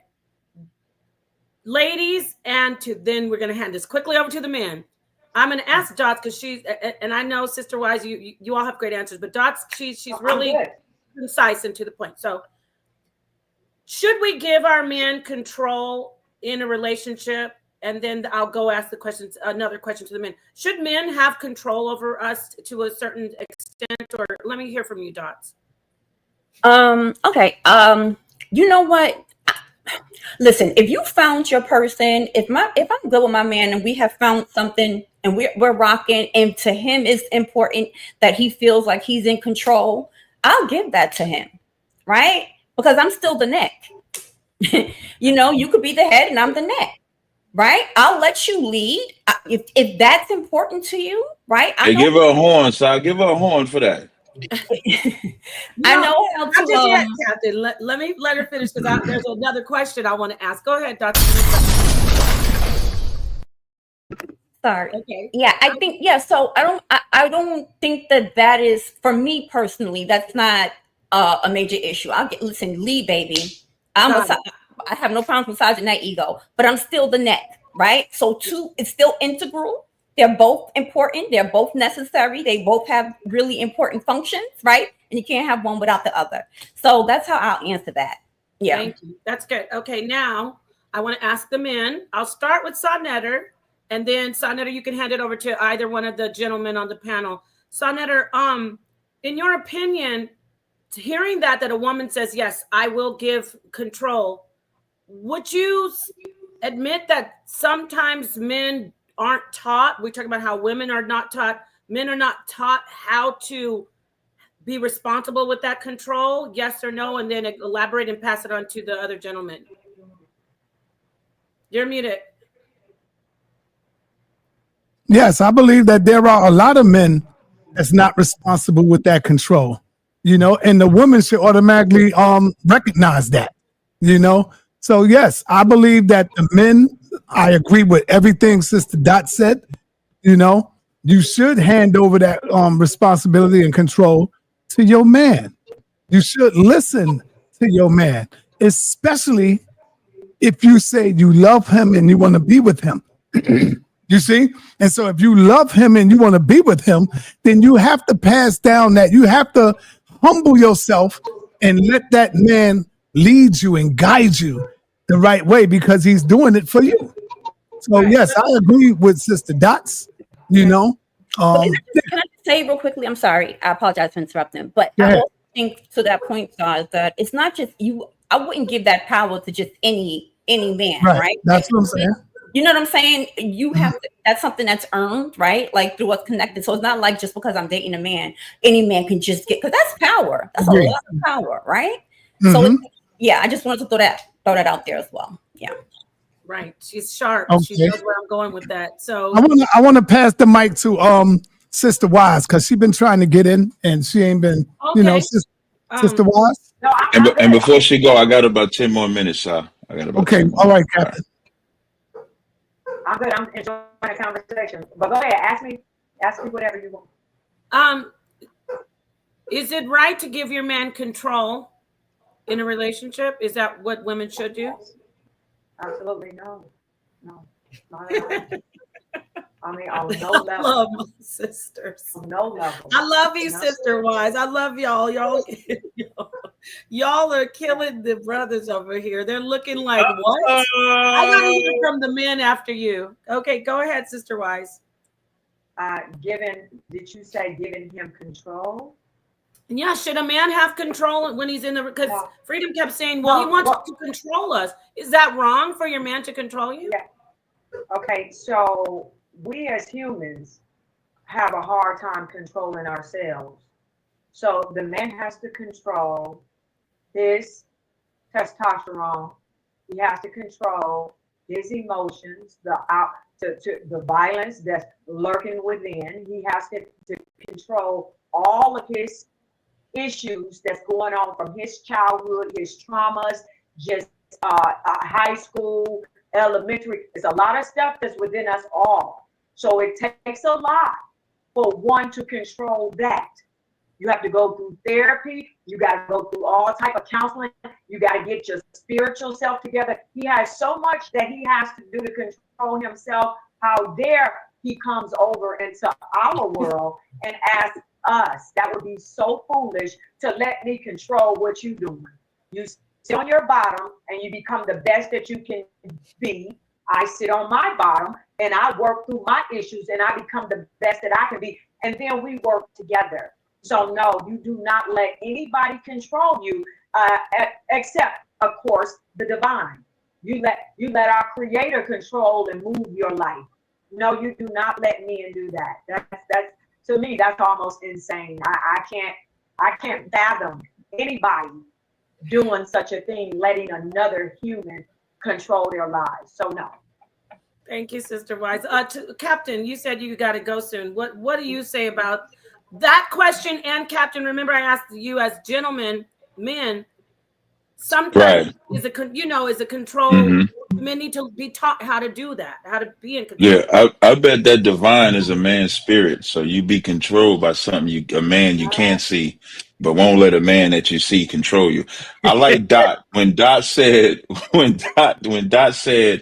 he can be the head because I'm the neck, that's the union. Like the whole point of when we say, and this is the problem with black women. I like when Shadah Ali said it best. I love her. The black man has not been allowed to be in control of his woman for the black woman to feel like she need to be separated from him. But black women believe that she should not be controlled by a man. No other female species really believes that. Even white women only fight for economic liberation. not marital liberation, not any other type of liberation. But black women were taught every song, I'm independent. I don't need no man until he jumping up and down on you, putting babies in you. Then all of a sudden you want child support or something like that. So a man, so I'm gonna answer both questions in one. Men have to be re-educated in what their control looks like, because men also, like from a ground species, we both at the bottom, the black man and black woman. We both have to be re-educated on our roles. Women in their submissiveness, men in their dominance, because that's the balance that's supposed to work. So even though I'm saying a man should control his woman, I'm not saying every man is built like that, because they're not. But you can be re-educated to be built like that. So the same way a man has to be re-educated for that, a woman has to be re-educated for her submissiveness, and then we'll begin to heal as far as relationship goes. So I'm gonna stop there. I want to hear my boy Tommy respond. I dropped that bomb, by the way. That was thank you, Napah. Appreciate that, Napah. Appreciate that. Fire. Okay, thank you. Go ahead.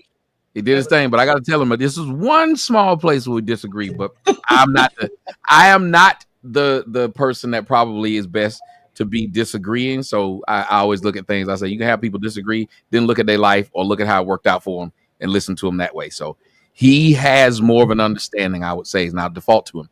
But I really don't like hearing with the word "let." That doesn't sit well with me when the young lady said, "I'll let him." What? Because if you know the order of life, you don't let anything. But I love when you said they love to give themselves to Jesus. Black women love Jesus because Jesus white and Jesus is never around. They can do Jesus all wrong. They cheat on Jesus. They tell Jesus they ain't gonna whore. They go whore. All they do is say, I'm sorry to Jesus. Jesus take them right back. They love Jesus because Jesus, they can treat him like crap whenever they want to. And they claim Jesus see everything they doing. So while you up there in the middle of that orgy, you know Jesus is up there just a crying. And you keep doing it anyway because that's your man. So if that's your main man, no wonder you treat your other men like crap. Anyway, the whole thing about it is when you say let, that doesn't sit well with me, because when you understand a coach is a coach, Michael Jordan doesn't say I'll let whoever's coaching the team coach me. Whoever's coaching that team has got to be the coach. There has to be order. There has to be an understanding of you pick that man. So there shouldn't be a thought of letting at all. If he's not good enough to be the coach of your team, why'd you hire him? If you why would you hire? Think about this. Why would you hire a coach and then you go coach? You just wasted a salary. Any woman that says, I'll let a man, and that is, if you notice, most black women say this line, I'll let a man when he's there. And then when you end it with, because I know I'm the neck. So you literally are saying, like Jerry Jones, I'll let you coach the team because I know I make the final decisions. Wow. Then why are we here? You're with me because you know you can tell me what to do? What?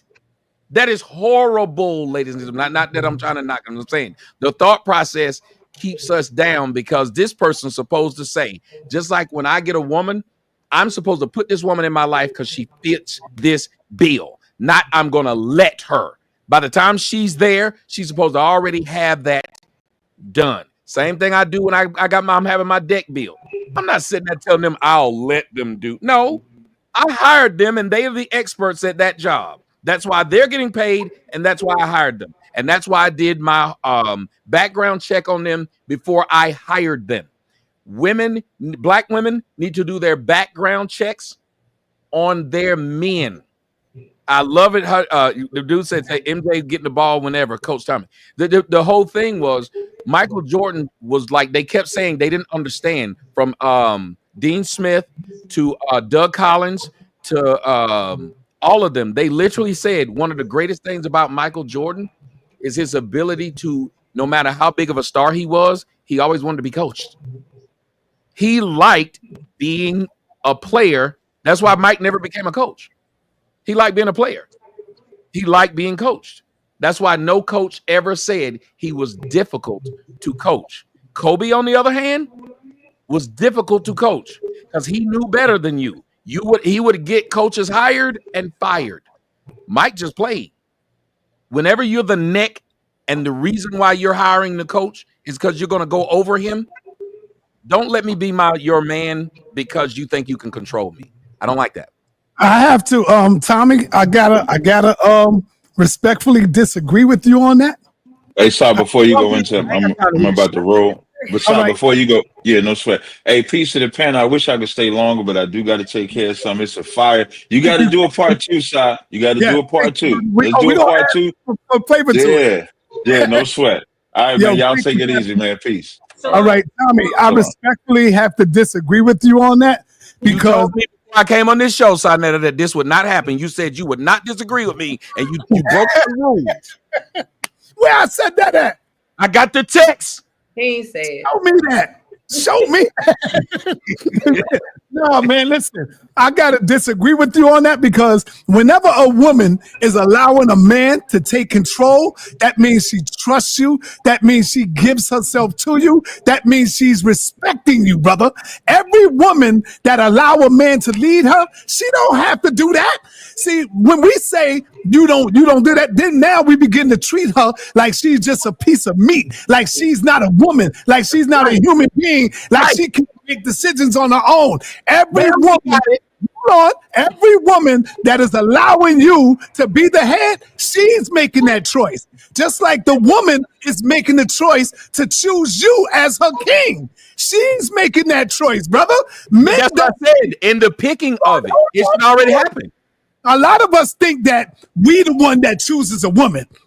Sometimes that can happen when you're a millionaire and you go out and say, I want that. But that's for hoes.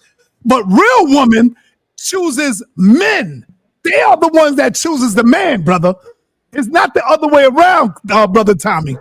So we need to understand that. Believing that. Remember, that was devaluing men that were always picked by women. Remember, society was not built like that before. Men picked women. So much so that men had to give dowries for a man to take his daughter.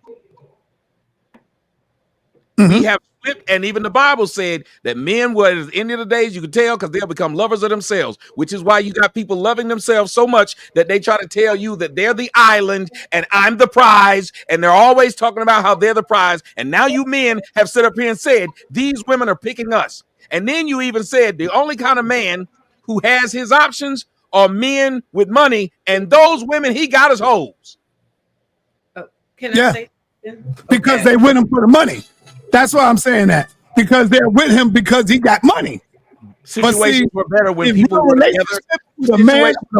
People were together, not because of love, because love is this fleeting thing, and love can happen and not happen. When we were together because we were building, like how my grandparents were together because they were building, and that's what they were doing, and that's how life worked. People actually did things based upon that way. They're more loyal to their decisions.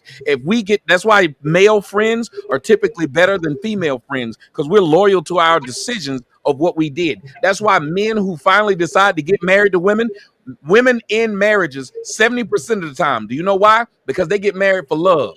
Men get married for the order of it. That's why you see rich men, even though they can sleep with 1,000 women, still will get married once.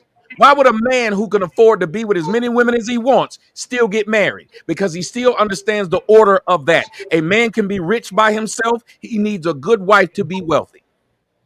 Maybe he just wants the experience. But Sonetta, I have to say I agree with you.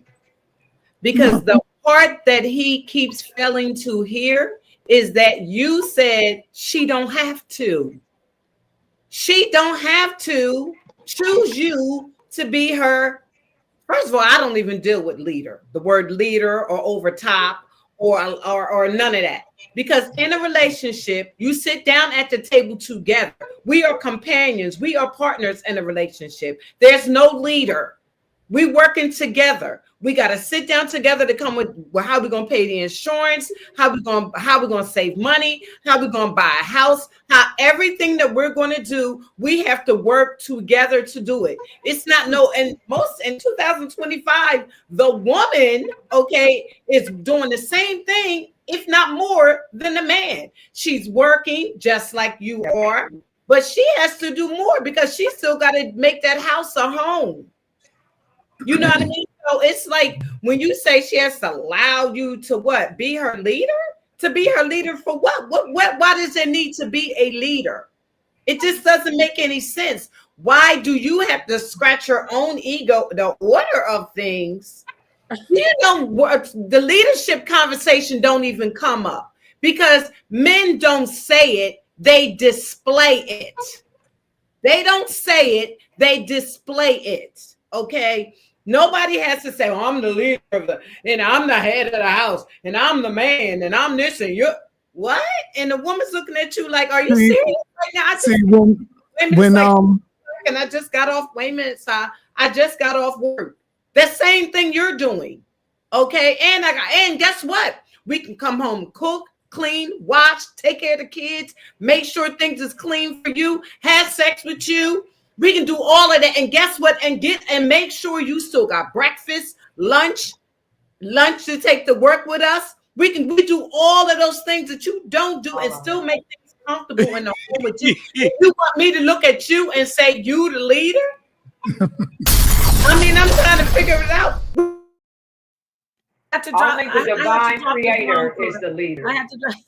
I think Tommy wants to respond to that. Tommy, what do you think? Really quick. I would love for all you men out there to tell me about all these great black women that's out here cooking, cleaning, and all this. We've heard way too many stories from black men who are telling today how they ain't getting cooked and they ain't getting clean. I done seen way too many Instagram videos to where these women are taking photos and videos in their own bathroom, and their own bathroom ain't clean. They ain't cooking. I don't see their stuff. I don't see, ma'am, I heard what you said. Now I'm trying to respond. I heard what you said, but I'm saying real life. You're saying things. Real life men will tell you, which is why black women are the least married women on earth, because they will talk, but they won't listen. The thing is, there ain't a bunch of women cooking. And when men tell you there's not, y'all don't listen. When men tell you these ladies are rarely cleaning their own damn apartment, they're not. But you're going to sit up here and tell me about this Donna or Mary from 1960, which doesn't exist. And most of these kids who are born of these women, they will tell you, mama ain't cooking and cleaning and packing no lunches. These niggas is going to school, eating school lunch, not no packed lunch. But you just sit up here and told me that these great women are out here doing all this cooking and cleaning and being domesticated. Well, where are they? Why can't we see them? Tell me why you keep looking for them type of women, though. Because you said that you should have told me where they at. You can't tell me where they at, man. Leaders, because if I tell you it's a bunch of men who rich, women that dirty, why you keep ma'am? If I told you I know a bunch of men who rich, I would dirty women. Tommy. Okay, when you get through saying that, Tommy, so you're just gonna repeat. Y'all see how she keeps repeating? Let him finish. And then you find these women. She keeps repeating that. But here's what I would say in response to your question, because that's usually when people ask a question because they want a response. You say, where am I finding these women? Ma'am, I don't have them. Just like I live in Atlanta. There's a lot of gay men in Atlanta, and I'm not stupid enough to act like they don't exist, but I'm not gay. Just like you know a lot of homeless people, but you ain't homeless. You understand? Homeless people exist. So what I'm talking about is, that's why I said ask the men. Unlike you and the majority of black women, I know how to fucking listen. And men is what I asked you. Ask the normal man out there, how many women are just cooking? And then I'll ask you, since you say I'm finding hoes, where are the cooks? Because I'm a nigga that's got money. And if you ask me where some niggas that got money, I wouldn't tell you where you finding brokies. I'd tell you where the rich men were. So you tell me where all these women who cooking and cleaning at, so where I can go find them. Okay. Let me find them. Tell me where they at. Okay. Who wants to weigh in? Let's let Sister Wize come in here. He said some little smart stuff that I'm gonna let slide. But Tommy, you said that we look for good men. Tommy, you said that us women have to look for good men, right? So we have to be selective in our men because we want a strong, smart man that's in a way guiding us so that can work with us, right? And So if women said, we are not finding men who are educated, then men have to then say we need to get more educated.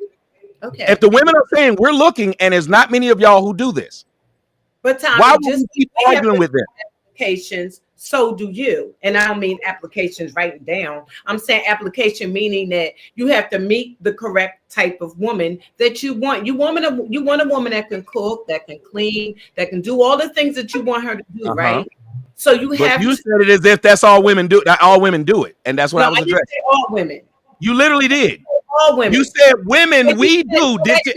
In the audience, y'all tell me if I'm lying. She literally said, women, we do what y'all do, plus I was listening to what you said, clean. You didn't say that? Tommy, I don't want to argue with you. Did you say that? I don't like men that go back and forth with women. It'll start sounding. Well, then we shouldn't be on the panel together. Again, how they like to insult. Black people like to insult. I don't like men that go back and forth with women. Then we shouldn't be on the panel together. Tommy, didn't you say that we have to find the right type of man? All I'm saying is you have to find the right type of woman. Now you're saying that you can ask the normal. You said that we need to ask the normal man, is these women cooking, cleaning, this, that, and another?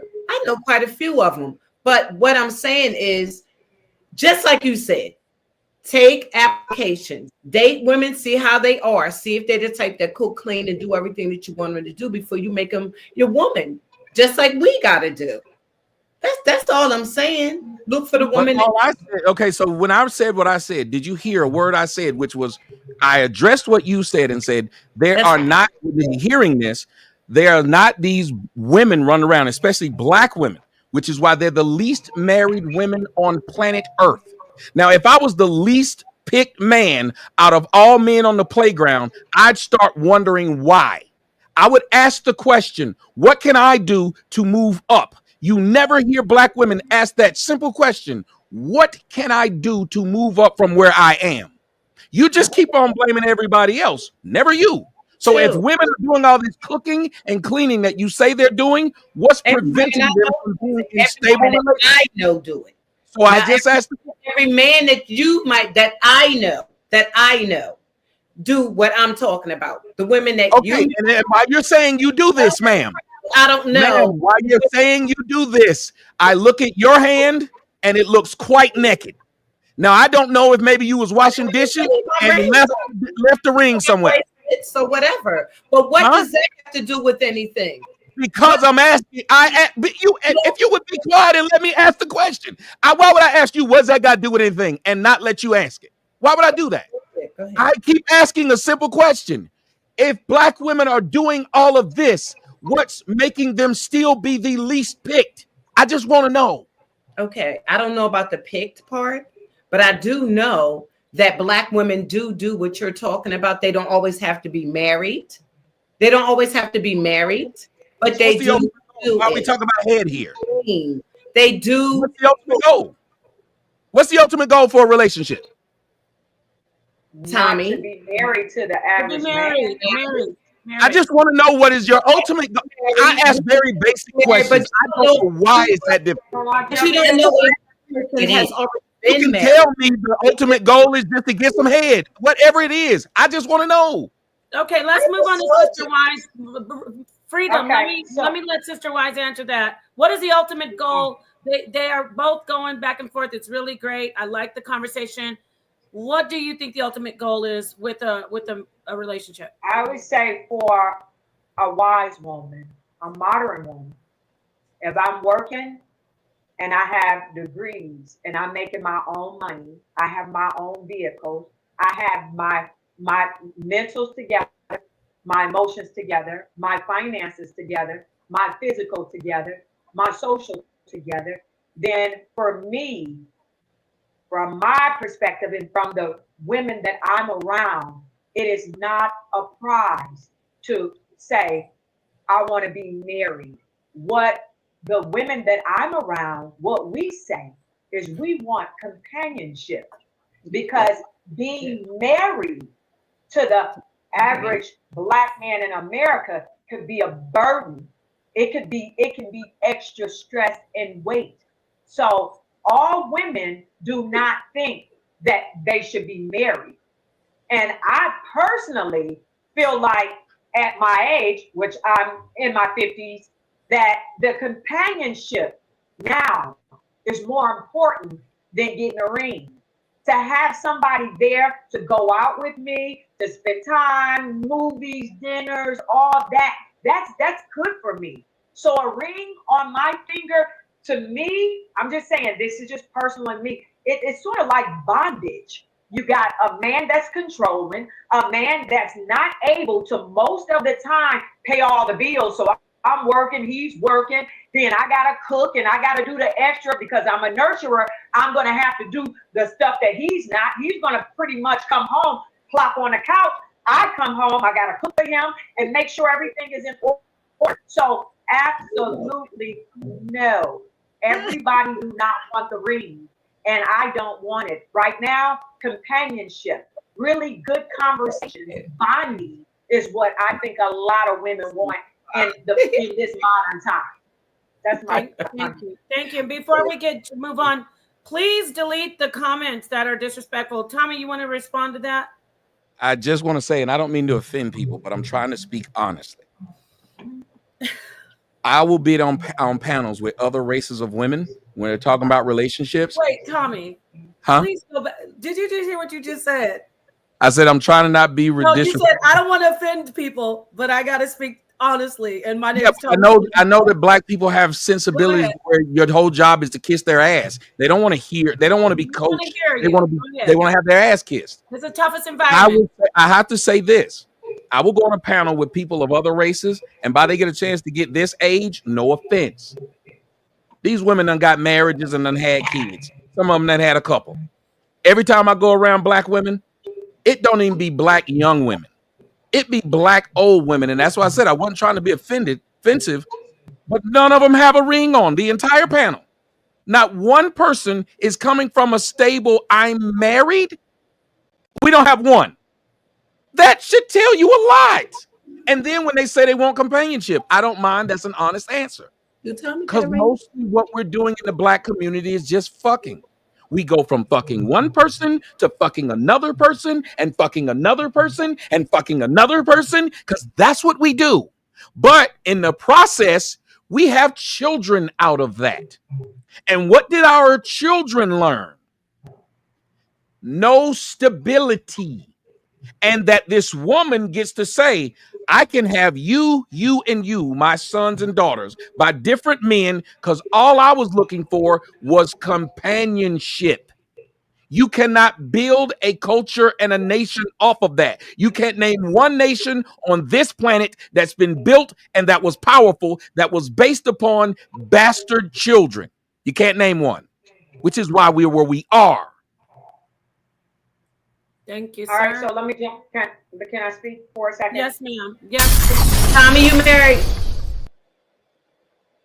So the reason that the women in the black community is a lot of times not married is because in our community, our men are economically, compared to all other races, they're economically at the bottom of the totem pole. Our men do not have a lot to offer us. Now we have at the top of the pyramid, we have the men that's doing good, but a lot of our brothers are not doing as well as we would like as women. Now I'm telling you, Tommy and Sayonetta, you all may be at the top of the pyramid. But the ones that's high value at the top of the pyramid, when I looked at the stats, it was about 15%. And I'll be nice and say 20. 20% of black men would be considered. And when I say high value, I'm not talking about just money. I'm talking about education, money, family status, spirituality, confidence in yourself. I'm just saying the high value men. So if it's only 20% at the top, 80% is sort of lacking.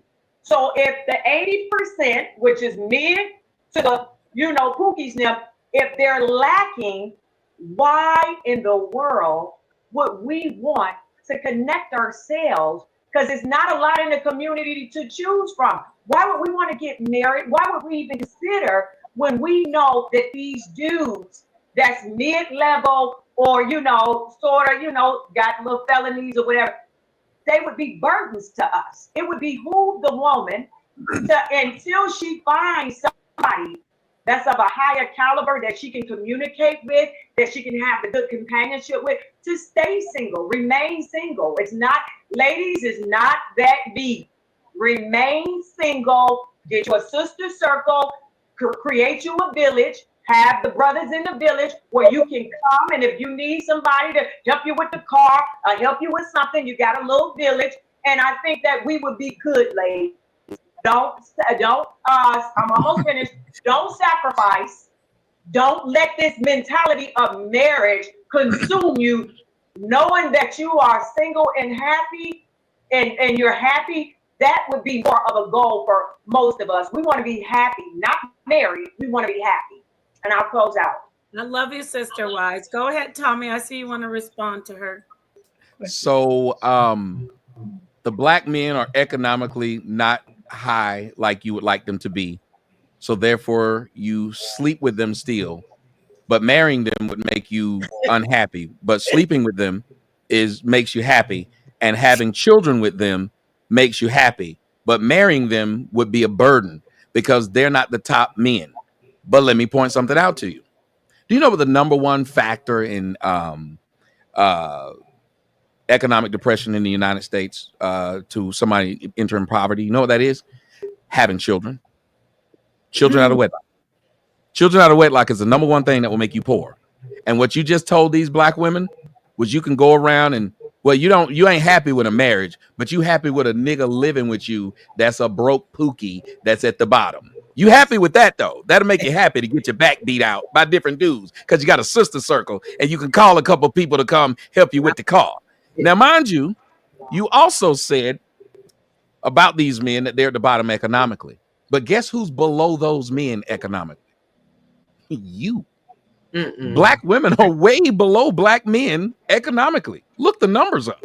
It's sad how poor you are as black women. So poor that the United States government got to constantly give you things. They don't give them to black men. Black men got to go out there and work it out on their own. We can't get somebody pregnant because we poor and get a place to live because we knocked you up. But you can get a place to live because I knocked you up.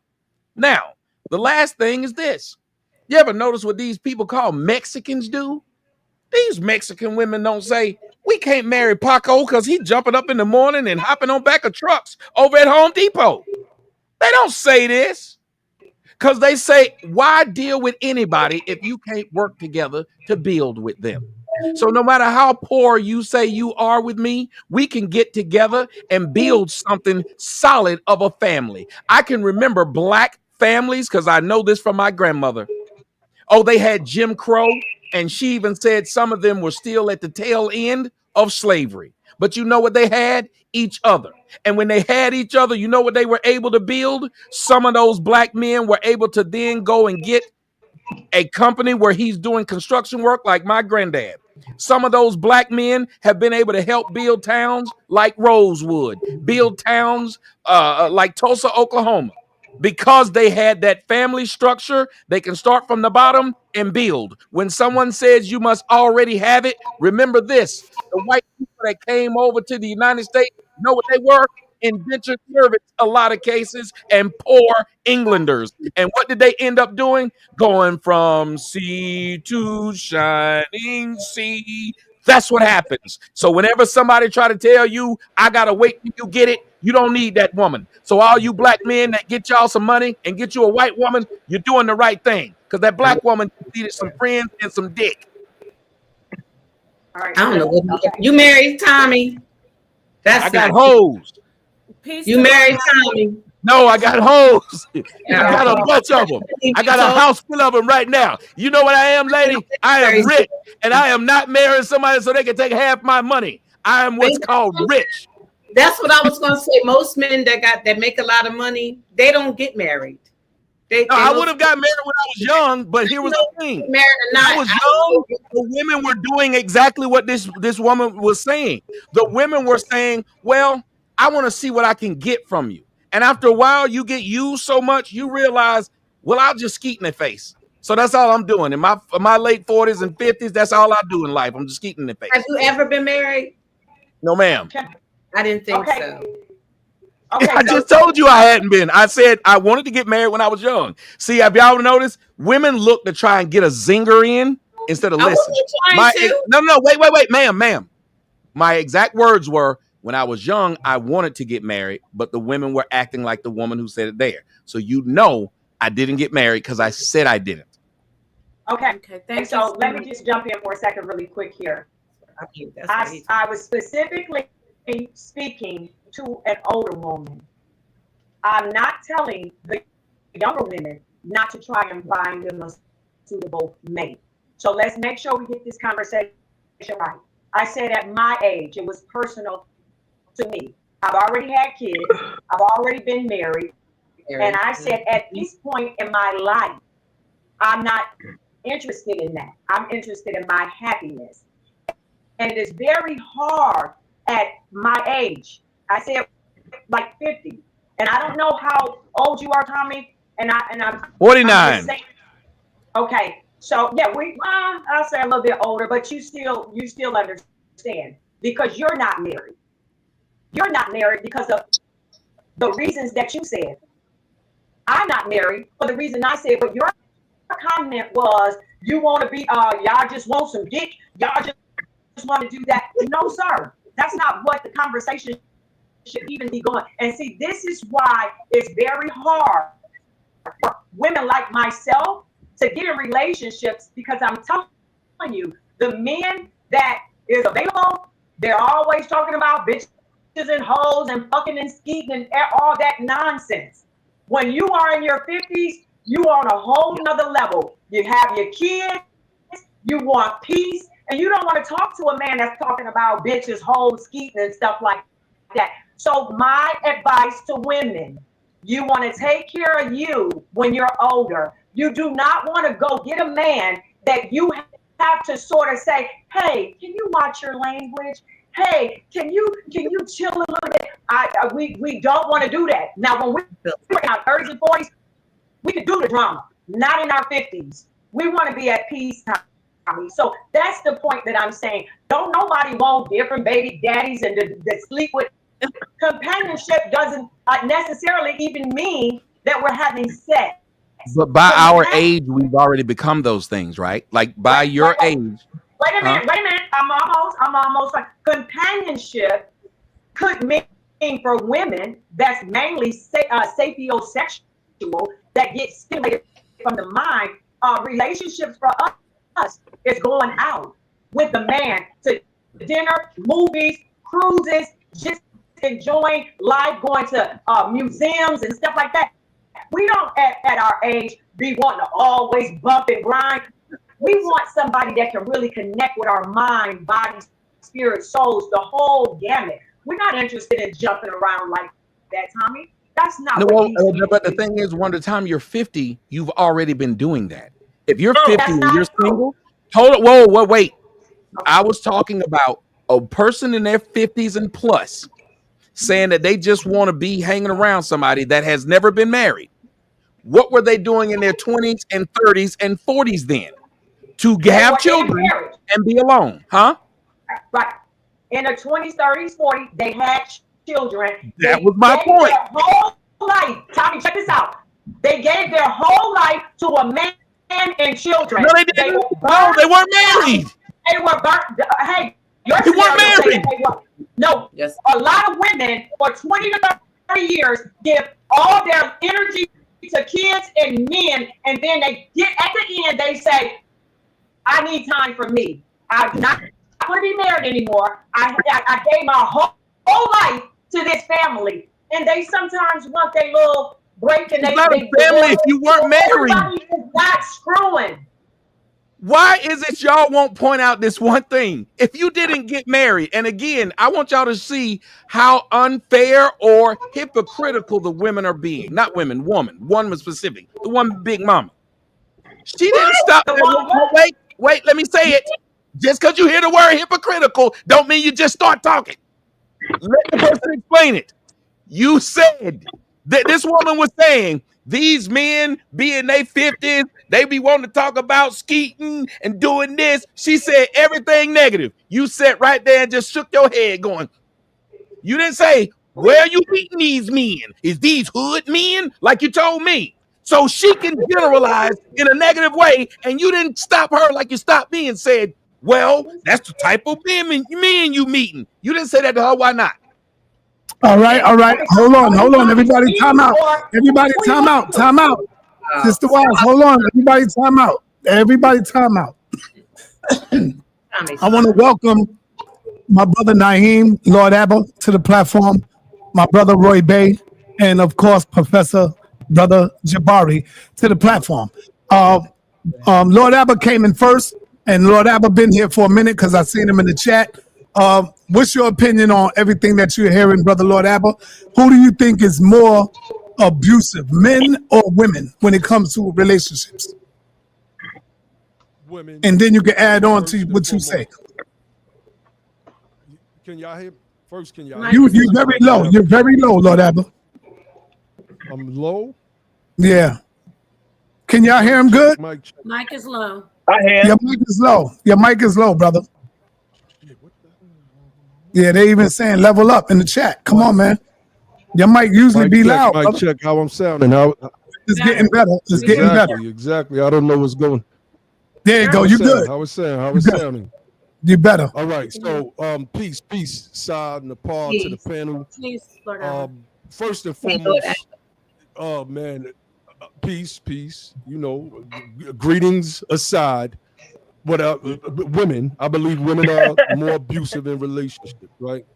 Now, if you're calling abuse one thing, it's like the arguments that I have with wannabe white supremacists, right? They say blacks, you're 13% of the population and you commit 50% of the crimes. Then I start running down the FBI crime statistics and show how they actually lead in crime. They lead in rape, they lead in thefts, they lead in pedophilia, etc., right? So it depends on how you're defining abuse. If you're asking the question, who's more physically abusive, well, then naturally you're going to say a man. But if you're asking the question, who is just more abusive in general, and abuse meaning psychological, verbally, etc., from my experience, it is in fact women.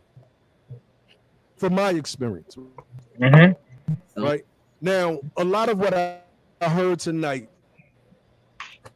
was crazy. I just have to be honest.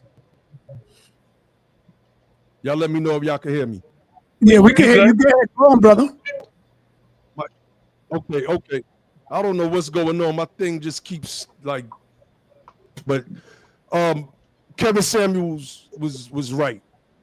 Older women give younger women bad advice. And my motto is single women make women single. And it's just a fact. They were up here talking about control. See, women believe that they can carve themselves out of the unit and live separate until they need you to open a jar or something, right? Because what did Sister Wize say? Oh, you know, unless we need them to fix our car. Oh, you can't pop the hood and get up under there and get your painted nails greasy? No, that's not how life works. I'm going to quote another thing I heard from Kevin Samuels. The men belong to God. The women belong to the men, and the children belong to the women. Sister Freedom and Sister Wize, y'all, I heard y'all talking about what y'all, when Tommy was talking about how women need to be trained and raised, and y'all kept flipping it back saying, well, it was the men. I'm just going to be honest and say, I wouldn't let y'all teach my female dog a cat. I'm just going to be honest with you, because y'all are going to corrupt them with what y'all are talking about here today. We will never, ever mend the quote-unquote black man-woman relationship listening to y'all, and that is a fact. That is a fact. Okay, I don't know what I said that bothered you. I don't know what I said that bothered you, except that we work together. There's no leader. Are you done, Modaba? Because Sister Freedom is trying to respond. Yes, he's done. He stopped. Okay. Sister Freedom, yeah, that was me giving that bomb explosion. So in case Why you didn't introduce my best friend? He just came up here. My best friend is on the panel. Who that? The Jabari. Yes. We went to coffee last week. No, I did introduce them. We went to coffee last week. We got a Subway sandwich and everything. Had a wonderful time. All right. All right. Let's get back to Sister Freedom. Go ahead, Sister Freedom. Then I'm coming to you, Roy Bay, and then Brother Jabbar. What Sister Wize said that bothered you so much? I don't know what I said, except that in a relationship, nobody talks about leadership, and that people don't say it, they display it. And when you in a relationship, the reality is y'all are working together to make it become a good relationship. Now, other than that, you have to tell me what I said. When I said about the control, the question was asked about the hitting. And I said the only time a man will be trying to hit a woman is when he's trying to control her. It is a force for someone to have control. Most of the time when a woman is doing something to a man, it's an action. It's a reaction from an action. That's what I said. Now, I got 2 daughters, and my 2 daughters are very good women, take care of their kids and their men, okay? So whatever you talking about, I don't know. But I know when there's a relationship, you're both sitting at the table making decisions. Now, that's just it. In any relationship that I've ever been in, we ain't talk about, oh, I'm the leader and you the woman, and those conversations don't come up. And since I had this conversation with somebody else, I called at least 6 relationships that was over the 20-year mark. Okay. The leadership conversations do not come up. Those conversations don't come up about I'm the man, you the woman. It just doesn't come up. I mean, I don't know if you've been in a relationship and y'all talk about who the leader is and who's that. That kind of, it doesn't come up. And from what Sister Wize is saying, I understand. Even if you was in a relationship and your husband passed away, and you up now in age, mentally, because see, y'all men and we're women, so you don't know the difference in our auras and how we are. You don't know that we are finally to a point where we are just tired. Because y'all are a handful, right? You want to believe that you're not, like y'all say we are. Men are a handful. Like Tommy, for instance, and what I couldn't deal with. Not saying that Tommy's not a good person or whatever. I'm not arguing back and forth. My mental state of mind, the energy, I just don't have time for it. You have to do that. I'm going in another room. I just mentally cannot deal with the back and forth arguing and all that I can't do. So everybody's not the same. Because we're open. Can I respond? Peace. If you're saying, can I respond to her real quick? You can respond. I just want to respond real quick. Real quick before you respond, I'm going to hand the mic back over to you, to the crowd. But I want to admit something. My mother taught me this. There wouldn't be any back and forth if you shut your mouth, and that's what my mom tells me. And I have that problem. That's my problem. My mom always says it's your mouth. And that doesn't mean I'm not right. That doesn't mean I'm not right. Let me tell you, I've been right, but then what do I gain by having the last word? Look at Jabari's face when you said that. Yeah, thank you. If you could just, I haven't said much, but I'm just adding my bit. This is the thing. I've been right as women. I don't need to be on the big screen either. I would have been done. I've been right with the last word. But as a woman, I failed. And I'm always reminded by not just my husband, but the entire community says, yeah, you were right, but you had to have the last word and you were out of pocket. So that's what I want to say. There wouldn't be a back and forth if we as women, we knew to just, be quiet, walk away, like you said, do something else. So I'm working on that. So I just wanted to add that. All right, hold on, Sister Wize. Hold on, Sister Wize. And Lord Abba, I got to go around before I come back to you. I want to get Roy Bay. Sorry. I got to get Roy Bay, because if I let you go, Lord Abba, Sister Freedom gonna want to come back and go back. So I want to get Roy Bay. Roy Bay, you got the floor, That's my a beloved. problem. That's a problem right there. All right, Go ahead. hold on, whatever. Hold on. Roy Bay, Well, you got the floor, brother. Kind of started with me. Roy and I'm Bay not- got the mic. It's one mic, y'all. Roy Bay. Roy. All right, peace. Can you hear me, God? Yes, I can hear you. Awesome, great. All right. So earlier, the sister said that statistics show that men are more violent than women. I probably wouldn't doubt that, but I would like for her to give us the numbers on those statistics and how recent or old are those statistics. Because when you hear people make those kind of statements, what we don't include in those statistics is that those statistics change every 3 years. So if she hasn't provided the actual numerical data to substantiate that claim, then we just can't buy into the hype. In addition to that, the men now are more violent than they've ever been in several decades. And the reason why I'm saying that the men are more violent now is because what is going on is what Shahrazad Ali once said. And she said back in the late 80s, early 90s, she said, "You black men have played it too cool. You have been quiet on these issues."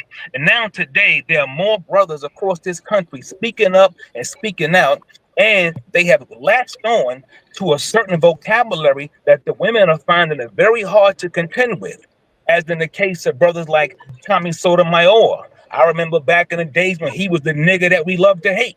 Okay, now he's the nigga that we embracing and endorsing ever since the advent and rise of Kevin Samuels, the Godfather. So my question to the individuals who are stating that we are so violent, if you can tell us how violent we are towards you, so is there any psychological violence that we have endured since babies under your jurisdiction, under your leadership? Because in the household, in the so-called black community, there's a lot of boys who are abused by their mothers.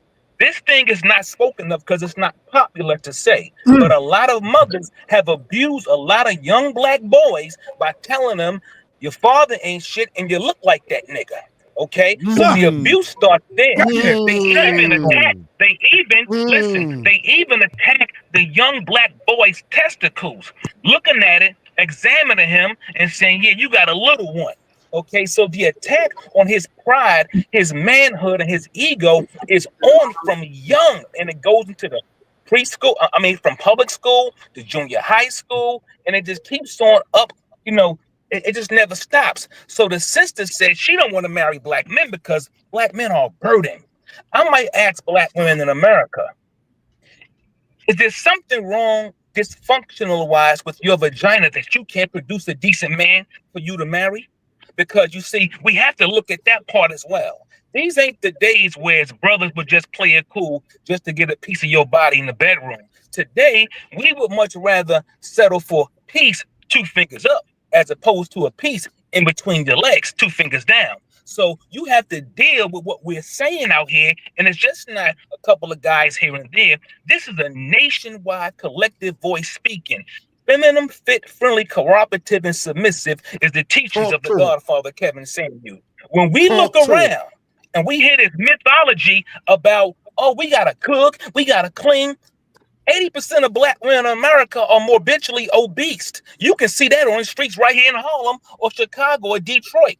In addition to that, the cooking and cleaning that most of our sisters are really doing, man, please, they Uber Eats, man.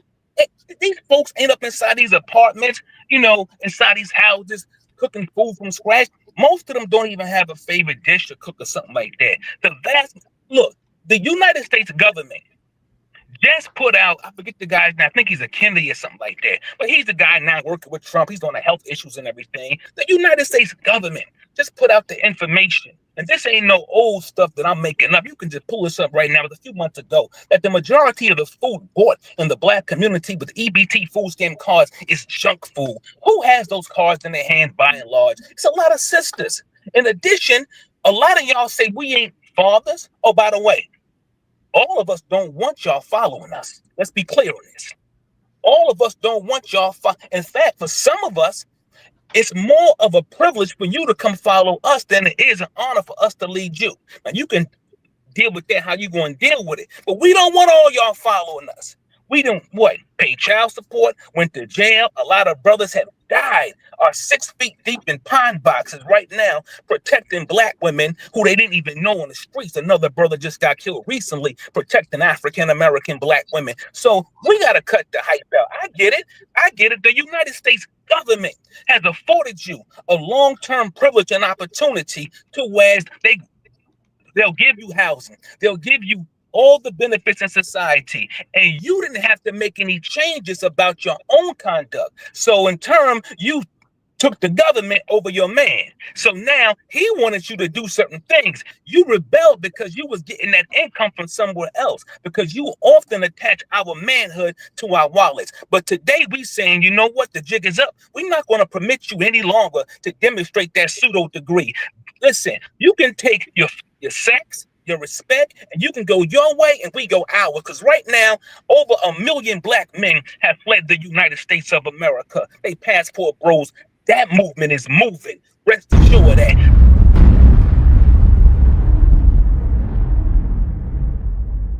All right, Napah, and then we're gonna go to Jabari. Napah. Right. This is a great conversation. There's a lot of emotion going on. You asked for statistics. I will let you know that black men are killing their partners. There are statistics that I can pull up. That's what I was putting on the screen. But Senator, No, not you, Sister Nepal. No, not you. So I didn't hear you say that. I heard the sister above you say that. I was really talking to her. No, I know, brother. I was just showing you the statistics. Nepal, why are we not talking about what brought those men there? We could talk about the side. No, I'm just being sarcastic, saying it would be crazy if I sit up here and gave the excuse right after this and said, but we don't know what led those men to taking their lives. That's what Sister Freedom did. That's what Sister Freedom did. All right, let's get back. Nepal, go ahead. That's a no, fine. No, I was just attitude showing the brother right the statistics, and then because he was asking for him, but these are the most recent, I think. If you want, but we can take them down now. We're gonna move on to Jabari. That's really all I wanted to do is show the statistics. All right. Without any further ado, I want to bring on the champ of all champs, Professor Jabari. Don't let me down, brother. Don't let me down. I think you're going to have to put Jabari and Tommy Sotomayor in the middle in a minute when Jabari finished. We might be agreeing. You never know. You see, he's getting us ready to fight, right? Right. He might agree with some of the things I said. We never know. Let me say this, first of all. Let me say this. It's been an entertaining presentation tonight. And I want to say peace to the family as well. I'm honored to speak to the Sound of the TV studio family. But I want to say 4 quick things. The first thing I think we need to recognize is that it's always important for us to have a historical perspective when we look at Black relationships. No other communities' relationships have been more targeted by the systems that have targeted other relationships as well. No other community has had, you could look at, everyone knows the story of Henry Box Brown, the Black man during enslavement that mailed himself from Richmond, Virginia to Philadelphia. But what we don't know is that he was looking to actually buy his family, his 3 children or 4 children, and his wife. And he was double-crossed. His wife and his 4 kids were sold into even more arduous enslavement further south. And so that's what led him to craft his escape from enslavement. There is no other community that has had the sorts of tensions that our community has. And I know Sunnetter gotta put up some titles that are gonna get clicks, and this one will definitely get clicks. But the reality is there have been lots of tensions on our relationships that people never want to acknowledge. And so rather than argue with each other and blame each other for the state of our relationships, it might be more effective for us to actually try to find out what's going on so we can improve it. Statistics really quickly, because I've heard a lot of opinions, and I'm not saying that your opinions aren't valid. I am saying you should have some sources. Who has actually ever read the national survey? Here it is right here. the National Survey of American Life, a study of racial, I'm going to share it really quickly. Come on now. A study of racial, ethnic, and cultural differences on mental disorders and mental health. There's an entire section of it that looks at relationships. So rather than simply saying we think one party in a relationship is more violent than the other, more abusive than the other, let's try to find out what we can actually tether that to, rather than simply spouting our opinions, because we all have different opinions based on our relationships. We've all had good relationships and bad relationships. And this conversation should not simply devolve into the problems that we've had in our relationships. The other thing I want to say is, in terms of statistics, I'm not sure if you all know this, but the leading cause of death amongst women nationwide, for men, it's heart disease. For women, domestic violence. Yes. The leading cause, no disease, just getting killed by their partners. Oh, those black women? Right off the bat, we should recognize that answers the question that is prompted by the title of this video. A few other things really quickly. When you look at black marriage satisfaction, I think that you all might be surprised. Yes, black folks, both African Americans, Afro-Caribbeans, get married at a lower rate than other communities, but they also cite a higher rate of satisfaction in their relationships. Did you know that? Did you know that? Another statistic that we should always look at. Let's see. Here's another statistic really quickly. I'm doing this quickly because I don't want to take up all the time. Did you know? I heard Brother Bay talk about Kevin Samuels as he was some kind of OG or some sort of soothsayer. Kevin Samuels was a fool. Okay. He was a fool. And he and I privately went back and forth a bunch of times. Because what he was saying was not based on anything other than the desire to get clicks, and he did that. But did you know that 83% of black men with an income over $100,000 are married to black women? Did you know that? Oh, yes. Most high value men, most high income men black men are married to black women. That's not what most of us seem to think based on some of these conversations.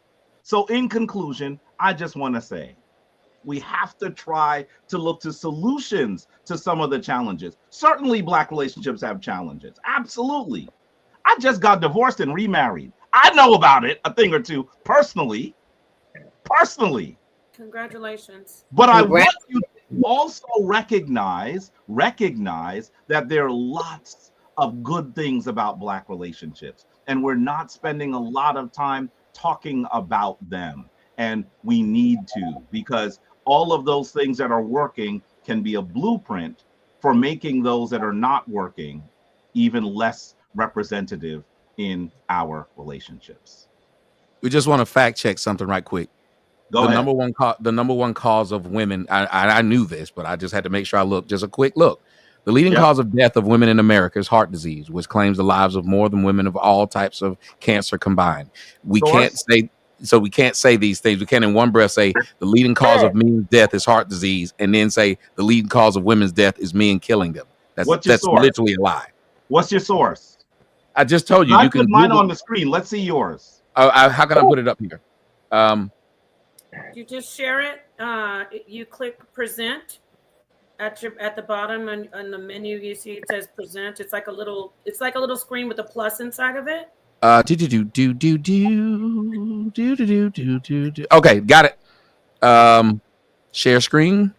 Yes, and then it will give you the list of what you want to share. Got it. Okay, here You see it? Yes. Yep, there it is. What's the heart disease, cancer, COVID-19, accident, stroke? Literally is not men whooping women's ass. That would be an epidemic. Y'all, I want y'all to just think about it. If it was men killing women, that would be insane. By the way, that says all. Wait, let's see. Go scroll up, please. Leading cause of death. It says both sexes, brother. You're not. Hold on. Wait. Okay, hold on. Here's another one. Right here. That's The leading Paul cause, right. said. The leading cause of death for women Hold in on, America. Jabari, let him finish, and then you can respond. Right. The leading cause of death in America is heart disease, which claims the lives of women more than all types of cancers combined. Literally, I want y'all to think about it. If men were killing women more than cancer was, just let that sink in. If men was killing women more than a high blood pressure, more than heart disease, he should think about it as he said it himself and say that wouldn't make sense. That men are killing women more than diseases are? That would be impossible. Good stuff. Just think about it logically. It's insane. Response, please. Can I respond? Yes, sorry. Well, first of all, you just showed me an AI overview. You know AI overviews can be challenging. Can you share my screen, Sonetter? Because I'm going to show you the underlying statistics as well. And I think it is insane, Tommy. I think that most of us aren't aware of these statistics. By the way, if you just want to go by AI overviews, look at my AI overview. Take a look. Please go ahead, Sonetter. Can you share?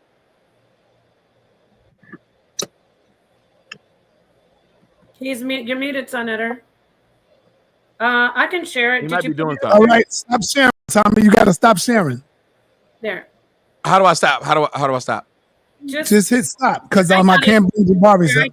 I did it. It's My there. ex-girlfriend used to tell me that same No, thing. Jabari's is no. He gotta exit out of it because I can't bring Jabari up. And if I do it, what do I do? You get what? How do I get it up? On the bottom of your screen, it should say there you stop. There you go. You did it. Okay. All right. So first of all, if you want to just use AI overviews, you got to look at the underlying statistics. Here goes one that says, in the United States, homicide, often related to intimate partner violence, is a leading cause of death for women. Specifically for pregnant women, homicide is a leading cause of death, surpassing deaths or obstruction complications like high blood pressure, or hemorrhage. And here's another source. Now, I know this is La Casa de las Mujeres. DV is a #1 health issue facing. This is specifically for Black women. And you'll actually see here that 40% of Black women will experience DV over their lifetimes. But it's not killing them. Here goes National Library of Medicine. You know I'm going to respond to that, right? You know, Tommy, have we argued enough not to know that's the next thing that'll come out my mouth? And maybe you should listen for a second. With homicide a leading cause of maternal death, doctors urge to screen pregnant women for domestic violence. This from the National Library of Medicine. Yes, it's the leading call of a maternal death for the pregnant woman. That a person is killing a pregnant woman because there's not much else that kills them. Wait. No. What else kills pregnant women? Often the issue is the death of pregnant women, but that's not I showed you several sources. One of the reasons why they're looking at pregnant women is because it's one of those times that doctors can intervene and screen. Because if you see a pregnant woman, usually that means she's in some sort of a relationship. And so that is why this screening strategy is becoming one that lots of different places are describing. I showed you. Now, if your AI overview is good, I raise you another AI overview. But I'm showing you some other sites that I am too. Those statistics. But the way you worded it, Jabari, brother, real quick. The way you worded it, Jabari, is off. When you were speaking and I started speaking, y'all said, "Come on with the condescending bullshit." Now y'all just going on. Is off, man. God damn. He want me to show him other things. I got other things. I got other things that show it. Y'all got to use your common sense. There's no way that men are killing, that Black men are killing women more than other things. Black men would be under the jail. Hold on, everybody, hold on. Let Jabari finish, and then we'll go right back to you, Tommy. Listen, I said one thing and y'all told me to stop, and I stopped. What was all that from these two? I just said the way you worded it was wrong. All right, hold on, everybody stop. That'll work over here with me. All right, Jabari, continue, brother. Just continue. is a lot of these conversations that we are having are based on anecdotes. And I'm not saying that you should never listen to anecdotes, you should ignore anecdotes, but we have to recognize that anecdotes have a problem. They are always couched within someone's personal experiences. And the reality is, first of all, Black relationships are not in the tank, as this conversation might make you think. And in addition to that, I think that we have to recognize that we have a major problem with domestic violence. And many women are being killed by their partners. I showed you not just the AI source, but I showed you 2 other sources that corroborate what I just said. And trust me, if I had the time, I'd go into the FBI statistics. So I just want us to recognize that this is a problem. This is a problem. I agree with him that domestic violence is a problem. And we spent, but I don't want it to just sit there though, Tommy, because I think you might agree on one thing. Believe it or not, we might agree on one thing. Mm-hmm. We have to find ways to strengthen our relationships. I agree 100%. And that's the thing that we have to do. And I think I just wanted to correct that thing though, but because that gives a real bad look saying that Black men are the #1 causes of death amongst Black women. Yeah, that literally is not true. That is BS. Yes, that's not true. That it's BS. All right, hold on, Lord Abba. Lord Abba, I'm gonna let you go next, Lord Abba. I have to pull down my source chart, because the reality is, if you disagree with me, you know how to handle this. Y'all have both spoken to me.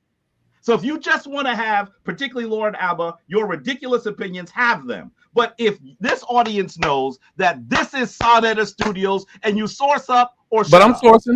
I'm sourcing. I'm trying to. Here go. Like here's. Lord Abba been doing this on this channel for 17 you are years. trying. All right, come on, y'all. One at a time, y'all. One at a time. Yeah, me and Jabari are being very respectful, so I like it. I like when Jabari and I being.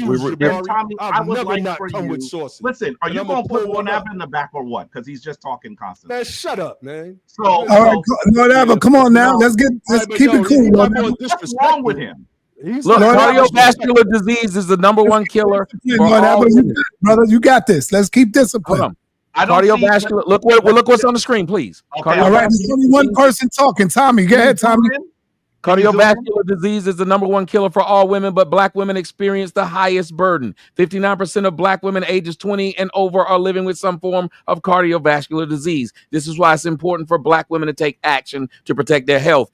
If we're going to talk about things, let's be fair. If you really care about your women, you're not going to tell them that the #1 killer of them is Black men. You would tell them exactly what the stats would show. More of your family members have died of diabetes and things like that than some man killed them. Let's not tell the lie. That's an over exaggeration of y'all don't. I guarantee you, just look at your own life. You know more Black women who've died of heart attack and diabetes than they mate killing them. All right, Lord Abba. Try to hold the insults, brother. Keep the quorum and keep the respect. Hold on, keep the respect. Go ahead, it's on you, Lord Abba. All right, I don't like the condescending BS. You're not all going right. to talk to me Just that go way. ahead. I'm not one of these peanut gallery dudes. I've been coming on this platform 17 years. I've never not come with sources. You got me very confused. So I want to go back to the original source that that Tommy brought up. It's the CDC. Now, of course, my computer is freezing on me. But I wanted to show this because what Jabari brought up, my whole computer just froze on me. I don't even know if y'all can hear me or not. Can y'all hear me? We hear you. We just don't. Yeah, we hear you. All right. So let me see if I can share this real quick, because you got to go back and look at what Jabari typed. He put leading cause of death in women, and then he put domestic violence at the end. That's that liberal Democrat stuff. Right, that's that liberal Democrat stuff where they just try to use sleight of hand to trick you. But this is the Center for Disease Control, leading cause of death in females, and it was everything what Tommy Sotomayor said. Heart disease, #1. Heart disease, #1. Domestic violence is not even on this list. So, but I want to scroll down to where it says leading cause of death by ethnicity. You click on Black, African American, non-Hispanic, female, all ages. Leading cause of death, Black/African American, non-Hispanic, females, all ages. 2021. These are our women. Heart disease, #1. Cancer, #2. COVID-19, number 3, stroke, accidents, diabetes, Alzheimer. Like Jabari is, regardless of what, I respect aspects of what Jabari brings in so far as scholarship and reputation. But when we start getting into the weeds of discussions like this that have this political undertone to it, this dude is a super pseudo. So I'm gonna stop sharing my screen, and I want to share one more thing, because this is for the sisters that said, just go be in your own little circle and just, use the men for whatever it is that you need to use the men for. So this comes from out of the book, From Here to Equality, Reparations for Black Americans in the 21st Century, authored by Dr. Sandy Darity. Pull that up, Sal. You ain't sharing nothing yet.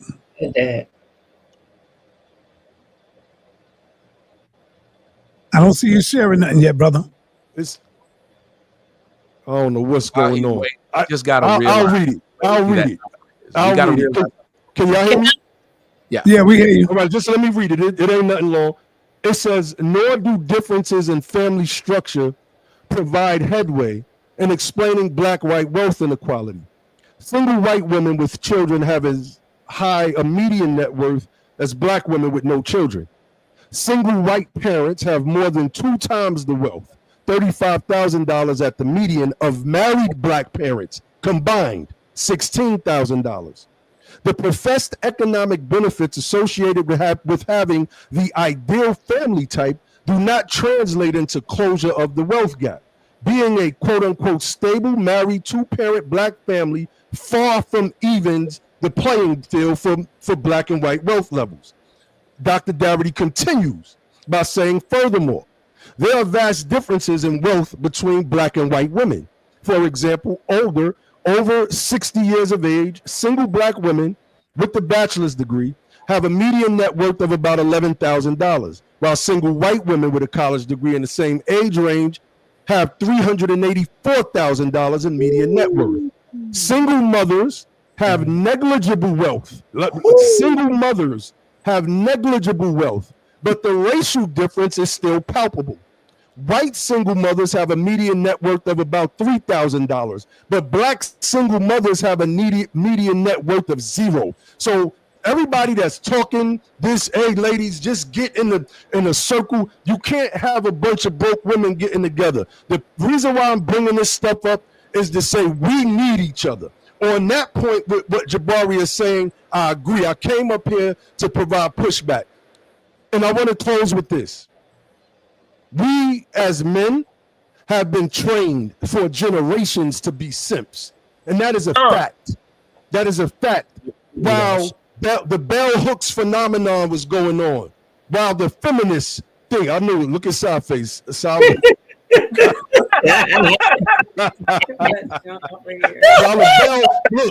the bell hooks phenomenon was going on, right? When we started to get movies like The Color Purple, where Mr. was made to represent evil black men in general. This woman did a post that went viral that said, I hated, what's the character's name?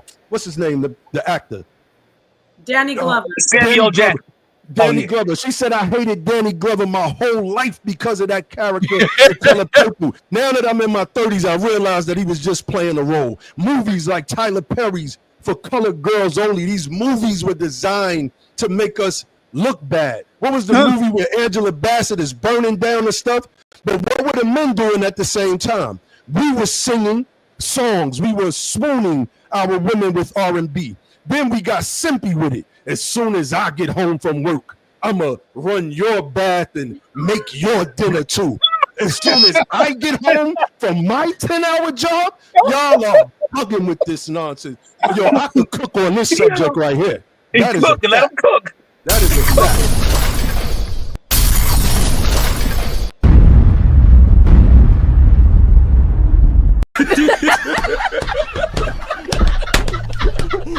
It's out the season, man.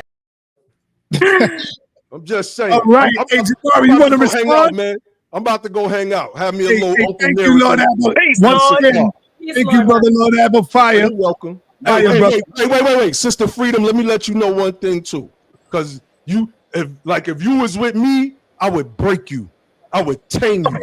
I would walk you around with a leash on your neck around the house. That's a fact. That's a fact. Just letting you know that. All right, y'all. I'm out, man. Peace. All right, peace. Hey, Jabari, brother Jabari, you want to respond or what? All right, right after Jabari, we got Misunderstood that just came in, and we're going to hear from Misunderstood in a minute, right after Jabari. Go ahead, brother Jabari. Your screen is up. Lord Abba is the most intelligent person at the homeless shelter. Oh. That's who he is. If he thinks that he's going to snap and I'm not going to snap, he don't know who he's talking about. He don't know, Jabari. He's the most intelligent person with the empty 40 in his hand. That's who he is. And if he did get anything right, it's the first thing he's got right on this channel in years. So I'm going to mend what I said. Because we're talking about relationships, I was focused more on maternal death. Because we know if a woman is pregnant, she's in a relationship. She didn't do that by herself. So I'm going to talk about maternal deaths. Perhaps if you look at all women, you might see something different. I'm going to say, Tommy, maybe your statistics are something that we should focus on. I'm not going to say that you're wrong. Okay? But what I am saying is when we see that the leading cause of death amongst mothers, notice how specifically Lord Abba just glossed over that, killing pregnant women. Do you know how serious maternal mortality is in the Black community? Very. If you take out at the African American, African Caribbean community, it doesn't even look like we're in the United States when you look at maternal death rates. It doesn't. Our rates are very different with regard to the rest of the nation. And the leading cause of death for mothers is homicide and suicide. I'm going to amend what I said. But I don't want you to lose track of the larger narrative that I'm trying to say here. Okay? Because his street corner fireworks might make you lose track of what I'm saying. First of all, we need to recognize that no other community has had the kinds of stressors on it than the Black community. And I could do an entire presentation on what we've literally seen people describe. We could talk about during enslavement when you would be in a relationship and the slave owner would say, I know you think you're in a relationship, but that woman is going to have sex with that nigga right there because I want big babies. All of those things, how our families were torn apart during enslavement. You can go into Jim Crow and look at the few Black women who actually spoke and said that rape among women during Jim Crow was rampant, but they knew if they said anything, they would likely be killed. And we have those narratives. So there have been no other, and let's not even talk about economic stressors.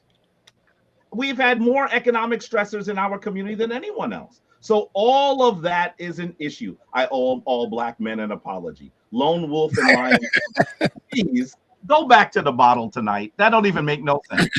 Because what I'm trying to say, I'm not here to say Black women are right, Black men suck. Why am I saying that? What I'm saying is we need each other. And we have to find what the solution to our challenges are. And I'm going to tell you, the major causes of our challenges are not each other. They're not each other. The major sources of our challenges are outside of our relationships. And we have to try to find ways to deal with it. And I'm just going to highlight this statistic again, because I don't think most people are aware of it. 78% of men with an income over $100,000, of Black men with an income over $100,000 are married to Black women. Right. We're aware of it. Percentage. We are aware of that. So I'm sorry? We are aware of that, brother. Okay, I'm glad you said you're aware of it. I don't think that most people are aware of the statistic. I don't either, Jabari. Why wouldn't they know this? I actually believe, because we often say that high value men go elsewhere. They don't want to be with Black women. I hear that all the time. All the time. And I had lots of about what you hear than what you see. And I had lots of arguments with Kevin Samuels about that. Many arguments with Kevin Samuels, who said it all the time and got tons of clicks. So we have to now have a redemptive conversation about our relationships. Rather than simply blaming each other, we got to do better. Peace. Jabbar, you know what? I'm gonna have to say that I agree with you, even though I don't want to be biased, and I ain't really want to. Hold on, Sister Freedom. Hold on. Let me bring in Misunderstood. She ain't speak yet. Misunderstood. Do you understand the topic that we're dealing with first? So far, Unmute yourself. Okay. How much you heard? Well, I was listening to quite a bit before I hit the panel. All right. Go ahead. Let us hear what you got to say. Yes, sir. Oh, thank you. Unless you want to ask me something specific. Hi, panel. I see you. Hey, Nepal. Yes. Who is more abusive when it comes to relationship, men or women?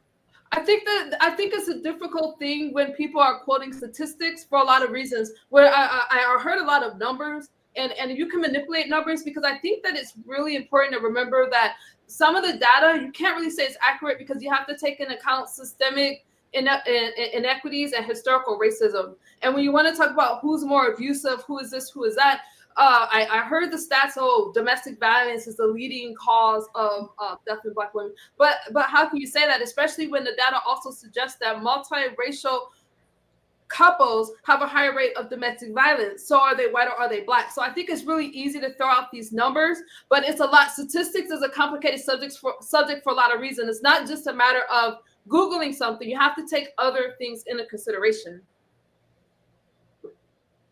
All right, that's it. There's so much data. You can manipulate numbers to how you want it, pretty much. I can't say who's most abusive, because a woman can do something and people say it's not domestic violence, and the guy can do the same thing and then they'll say it's domestic violence. So where do you measure it? Right. All right. I see Tommy shaking his head. Tommy, agree? Yeah, and I gotta go. I'm really sorry. I actually stayed longer. For coming through, brother. Thank you. Yeah, because I'm about to get have domestic violence happen on me if I don't leave. But I do want to say this. I can destroy everybody's argument. Women are more violent than men. Let me explain. Check how many abortions Black women have per year. Oh, I dropped the mic. They murder children like it's going out of style, and the fact that they do it, they murder the children, they give their children away for adoption, they drop them off at places, they do all these things. It's got to take a soulless person to kill a child because you didn't want it, simply because it was the wrong time of the year, simply because you didn't want to mess up your bikini line, or you don't like who you laid with. There's nobody more violent than that person. Facts.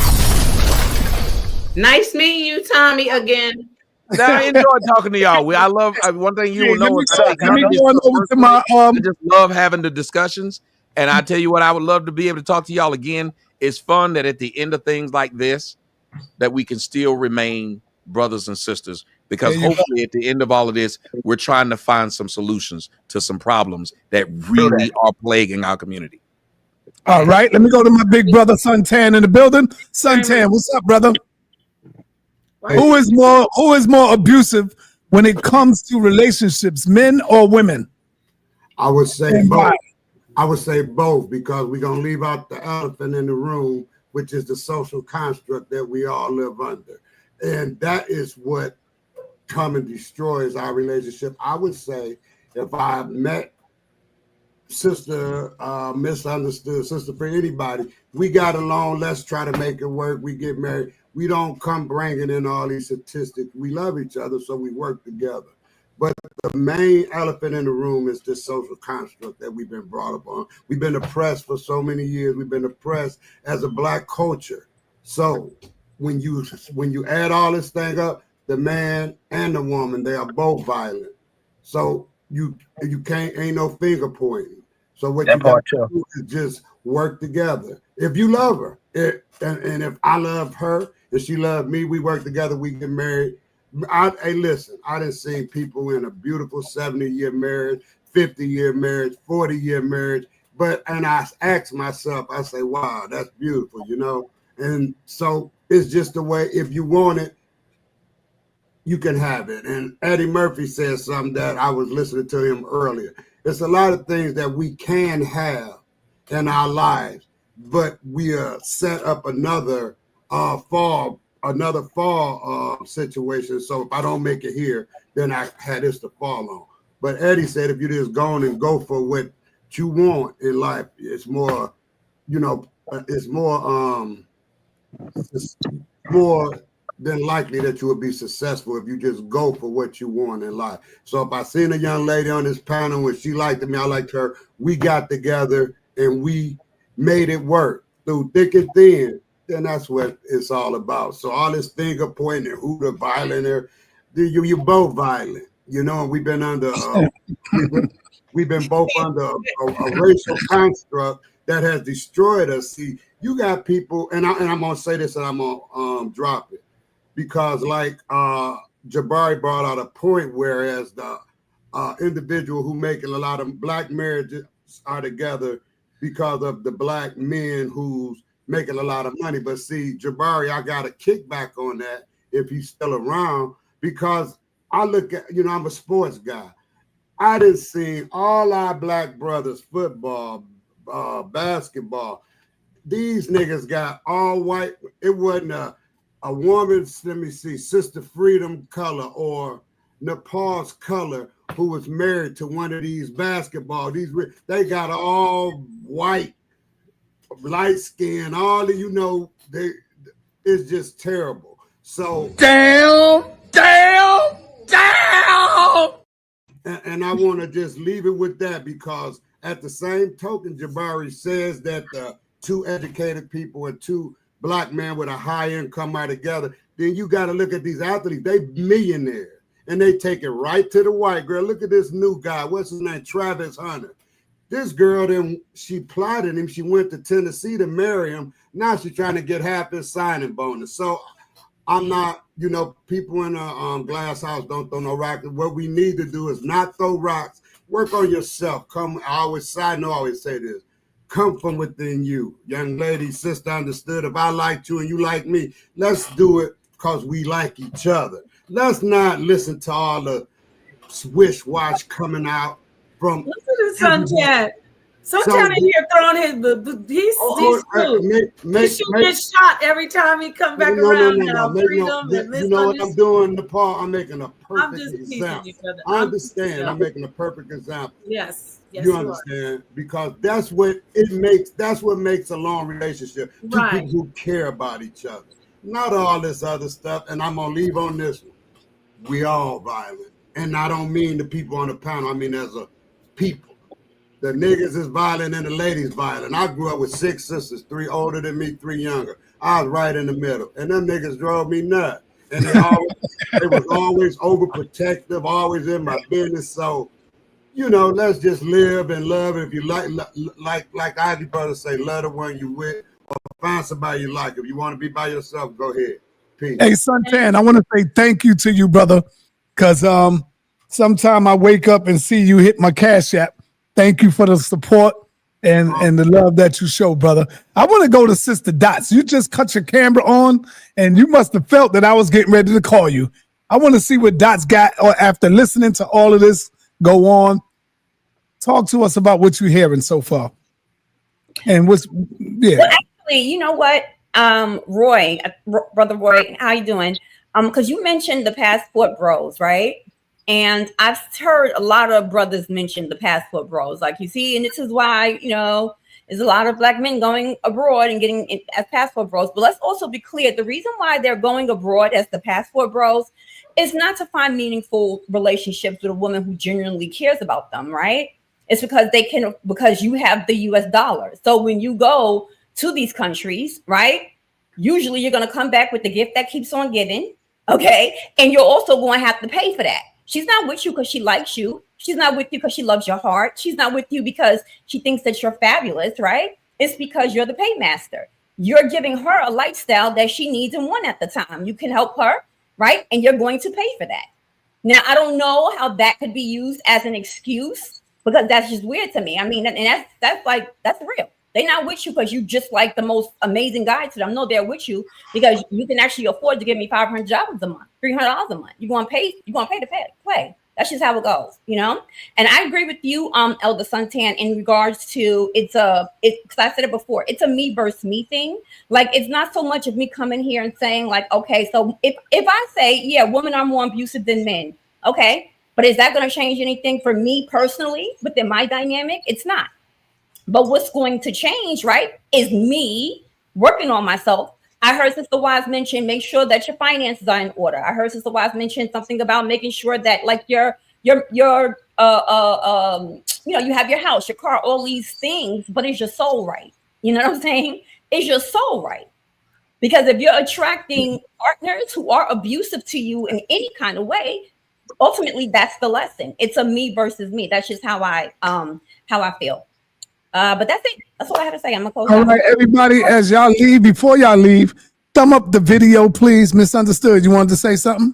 Yeah, I want to kind of disagree. Well, I want to agree and disagree. I think that it's important. So it's easy to say that all these guys are going to other countries to meet women, but the same thing happens here. A guy that's serious about a woman, he puts his best foot forward, and that woman is expecting him to pay for dinner and do all those things. And you said $200 to $300, which is no money at all. So I'm kind of wondering about that. So when they go over there, I think the difference is because you're going to spend, whether you're in the United States, and I'm not putting anybody down, say respectfully, you're going to spend whether you're in the United States or a different country. But I think the guys know that women in different countries are raised as a whole to be wives and to appreciate a man that brings something to the table. So it's appealing to a guy who's been turned down in the United States for a lot, to go to a country where women is brought up to be submissive and catered to. I'm not saying there's not bad circumstances, but women are brought up to be submissive to the man, and they don't have to teach the women that over there. So they go over there and they're spending the same amount of money. It's still about choosing the perfect person, but I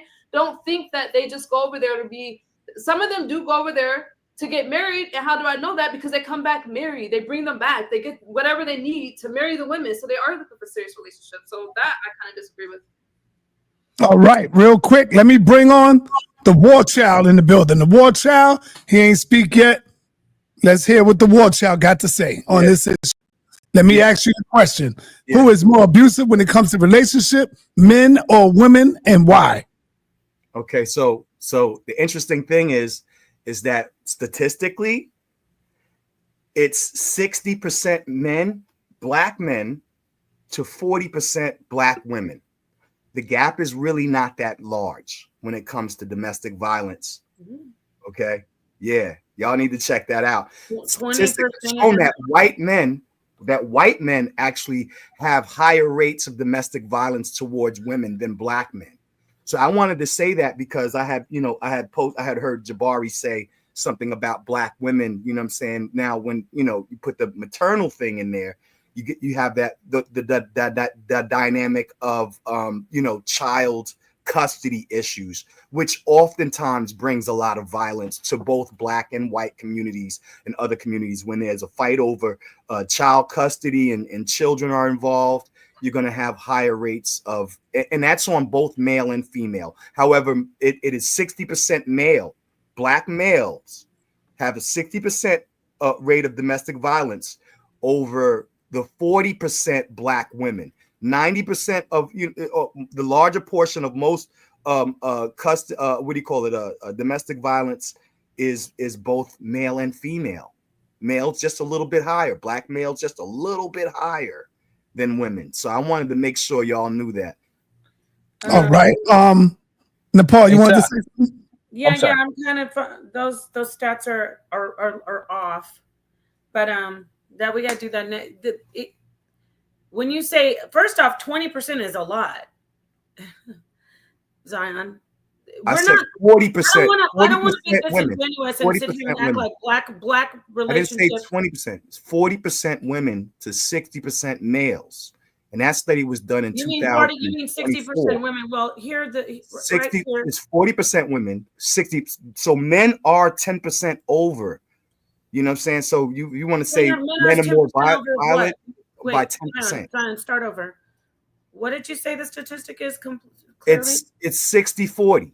For what though? What is it? For domestic violence, domestic violence in the black community is 60% black male offenders to 40% black female offenders. Okay, I got you. Well, looking at the CDC stats, I know we didn't really get to, we're ending this, but it says 92% of black women are murdered by men and they knew their victims, with 56% of these homicides being committed by a current or former intimate partner. 92% of black women who are murdered by intimate partners. Are murdered by people they know. Excuse me, not intimate partners.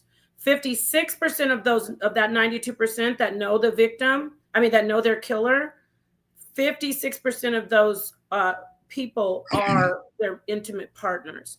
Black women are 2.5 times more likely to be murdered by men than white women. Black women are 6 times more likely to be killed than white women.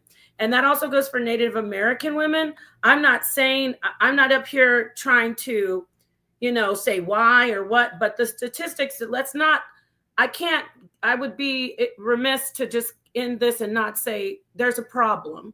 Black women are being killed at a proportionately higher rate than white women, and so are Native American women. So I just want to throw that out there. I just want to clear that up. All right. This isn't me taking any sides, but it's a problem. All right. Thank you. Thank you, Paul. Hold on. Before you go, Roy Bay, I forgot how long ago this was, but I got to play it. I don't know if you still feel this way, but we went in a long time ago. Maybe you could tell me what year this was, Roy Bay. It's called Roy Bay Takes Off His Belt to Boo Boo Spank the Sisters. I want y'all to deal with the state. Oh, man. I ain't with all that. Oh, listen, he said that. He said that. Oh, man. Okay, fine, no problem. Because you a single parent in the household, don't make you the head. First and foremost, how can you be the head of any damn thing, woman, when most of our women out here, their minds belong to another nation? So she is not the head. She's still a goddamn slave, and she's loving the plantation. And most of them, productively wise, right now today, listen, for the last, since talk shows been talk shows on American TV, from Phil Donahue and even Mike Wallace and Cups and Net in Chicago back in them days when Malcolm was here, we've been the topic, the so-called black male, been the topic on every major talk show in America. And most of the time, if the sister did not have a mind like Sister Soldier, Sister Shahrazad Ali, Sister Dr. Cress Wilson, she was on TV bad-mouthing her Sister Ava Muhammad. She was on TV bad-mouthing her brother. What they need to do, they don't do, but yet she's the head of the household. We came out of her womb, and she's supposed to be our first teacher. So hell, in that sense of the word, if we ain't nothing as men, then what are you as a so-called woman? Then you say, well, y'all got to pull up your pants out here. The men, we don't mind. You know what? I'm going to challenge the women. Let's have a contest.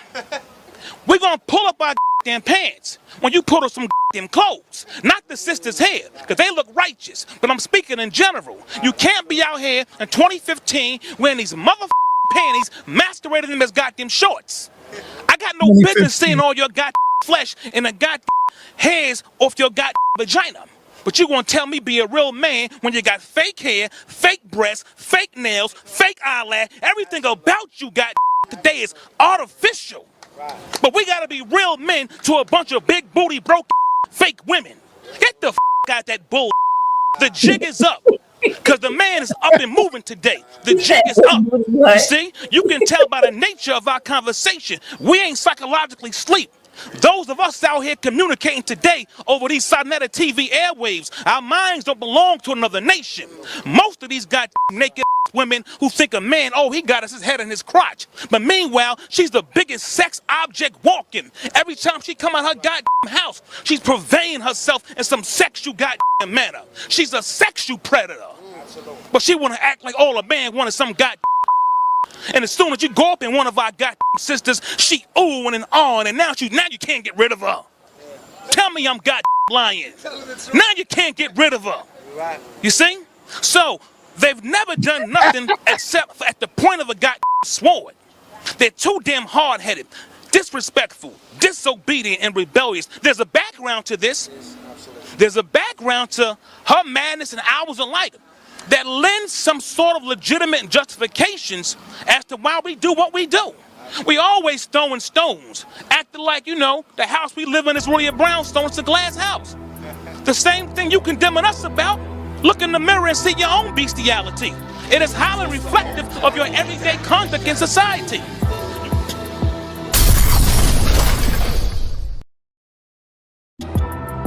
Years ago, Roy Bay. 10 years ago. Who got a problem with that today?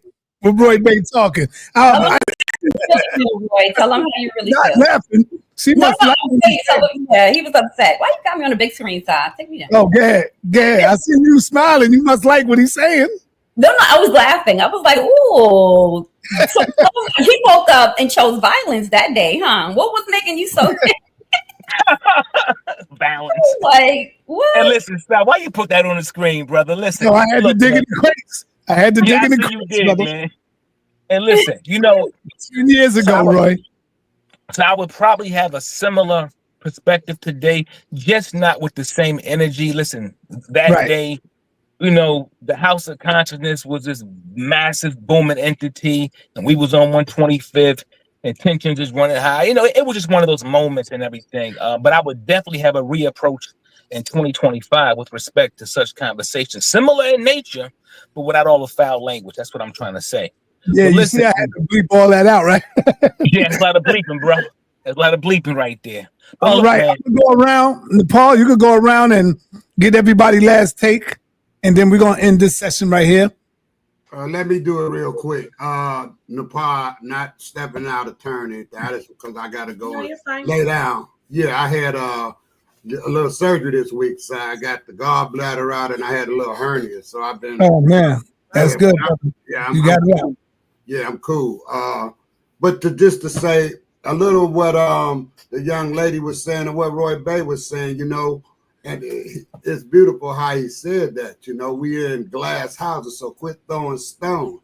You know, everybody is everybody. Be yourself, and take this from me, from Elder Sun 10, ladies and gentlemen on the panel and everybody in the listening world. Work on yourself, and then come out and try to give some closure or some advice to somebody. Have yourself right. It's like a quick example. If I say, hey, Nepal, let's go and get this thing going. We can make some money doing this here. Then she'd be, okay, well, I got mine. I said, well, you wait for me. Can you lend me 20 to? No. See, I got to come with my stuff together, and you have your stuff together. That's how you network. So my bottom line is get yourself together before you start throwing rocks. Have this all the way together within yourself, because the elephant in the room is this social construct that we living up under. We had no control over it. We was put up under it, and it's a lot of successful black smart people out here. Inside you one of them, but it's platform because everything we say is getting out there. It's all the way in Africa. So y'all get yourself together first. Then let's not worry about the pettiness of these people talking about each other. Get yourself together, then you strong enough to network with somebody else. Peace. Peace. Peace. Peace. I don't have to go. I'll go last. Who? Anybody? Okay. Let me because she came in last. She came in late, and I go to misunderstood. You came in late, misunderstood. So you missed a lot. What was going on? So go ahead, close out. Yeah. Close us out. Okay. Thank you. I'm going to correct something I said earlier because I didn't want it to come across wrong. When I said that 200 to 300 wasn't a lot, I actually agree with what the sister is saying. But what I meant was, as Western women, we're used to spending like that. It's not a lot. But if you go to a place like Thailand or the Philippines, they're going to think of it as like a fortune. So a guy can go there and not spend as much. So that's what I meant. Use it, take it in context. I really enjoyed the conversation. I think that it's also important to note that the sisters up here were successful, we're well spoken, we can have conversations, and so I do think that we did represent well. And beautiful Nepal always. You and beautiful. I love you too. We've come a long way, this sister and I. We are a loving sister group, and my sister too. Freedom, she already knows me, and Dots too. I'm showing. I want to show more love to the sisters. I had to jump in and say that because I want to make sure that I say that. So go ahead, Miss Understood. I appreciate that, and I'm glad you said that. Napah and I have come a long way, and I just love her so much. As far as the women on the platform, I thoroughly enjoyed your points of views, and the guys, regardless of the stats and everything that we spoke about, I think it was important to speak about it and have a conversation, so at least we have somewhere to go. So to have a second conversation and a healthy dialogue is just really important. I appreciate you guys for having a conversation. I appreciate you for having me up. Thank you so much. Peace. Thank you. And you said, are you gonna do it? I can. All right, you can do it, Napah. Yeah, I was gonna say, moving on to Sister Freedom, and also I want to say to Sister Wize, who left already, peace and love to you. Thank you for joining. Go ahead. Sorry, Sister Freedom. I wanted to say, in my closing, just remember to treat people the way you expect to be treated. In a relationship, you should not even look to see who's the leader or who's not the leader. What you should be looking for is love and respect and what we can build together. Trying to be over top of each other never wins. It just offends each other. That's right. So, you know, I know that this is a heated topic, but have been in relationships and for a long period of time. Okay. I just know that respect is the key. You have to have good communication. You have to know people's trigger points. So communication is what works. You know, for me, communication is what works, but always, always, always treat someone the way you expect to be treated. And to know that you are a different individual than that man and that he is a different individual than you. That's mainly what I had to say. It was nice coming on the panel. We have on Unscrambled Mind planned to have a relationship conversation concerning who is the leader. And like we already know, I don't agree with there is no leader, because you have to be respected for the position that you bring in the relationship, and a woman has to be respected for the position that she brings in the relationship. So if you respect each other's positions, then you do not have any issue. Just love each other and find peace. So that's all I had to say. But I'm going to stay, Napah, listen to what everybody else got to say. Yeah, of course. Brother Roy Bay, did you want to go ahead and do your closeout, please? Thank you for joining. Yes, my dear sister. Yes, and so thank you very much. I appreciate you, sister. First of all, you know, it's definitely a pleasure to have a conversation, because these conversations today are most needed, and they are meaningful when we can have constructive dialogue. And you sisters have showed yourselves today to be very intelligent, you know, so I don't see you all as hyenas or just girls in the hood, you know, acting crazy. I see a lot of intelligence here coming from all you women, and I appreciate your intelligence. And so I do want to say, the support that sisters have given brothers over the years, I have seen it quite a bit when it comes to school matters, when it comes to going to visit brothers in prison. More often as not, it's not his homies from the block. It's a lot of sisters on those long lines getting strip searched down, going to these places that are very unfortunate, such as prisons and jails, and they're going to see these guys. They're sending them packages, you know, so we do receive a lot of support, and especially when someone is jammed up in a situation like that, you know, so it's very important that we also point out the positive attributes and contributions that a lot of sisters have made in the community and still do so. You know, when it's a church event or cookout or funeral, who do we see? Large numbers. It's a lot of our women, a lot of our sisters. So I don't want anyone to think, because, you know, see that video with myself or some of the things I've said here today, that I'm against the women that are in my community, because a lot of them sisters are in my family, you know, and so I love them very profoundly. And you know, we just unfortunately have a very ugly issue at hand today, and there's a lot of tensions running high, a lot of attitudes, a lot of things that we're saying. But I still believe, despite the Passport Bro movement, I still believe that there's a lot of love between a lot of brothers and sisters here in America. We just have to dig deep to pull it out of us, because it's a lot of distrust, a lot of hate and anger and all that kind of stuff. So it appears to be an artificial boundary that we can't cross. But I still have faith and some good hope that a lot of us are still crossing these boundaries. It's just that we have both been poisoned and subject to the jurisdiction of this country and its brute force to divide and conquer us. But I think gradually, as the circumstances kick up politically and socially, we will eventually find some type of way to save the remains of us who want to be saved. And those of us who don't want to be saved, they will find their path in life as well. But we have to have more of these conversations despite the tensions, because this is the only way that we're going to ward off this cancer to bring about a healing.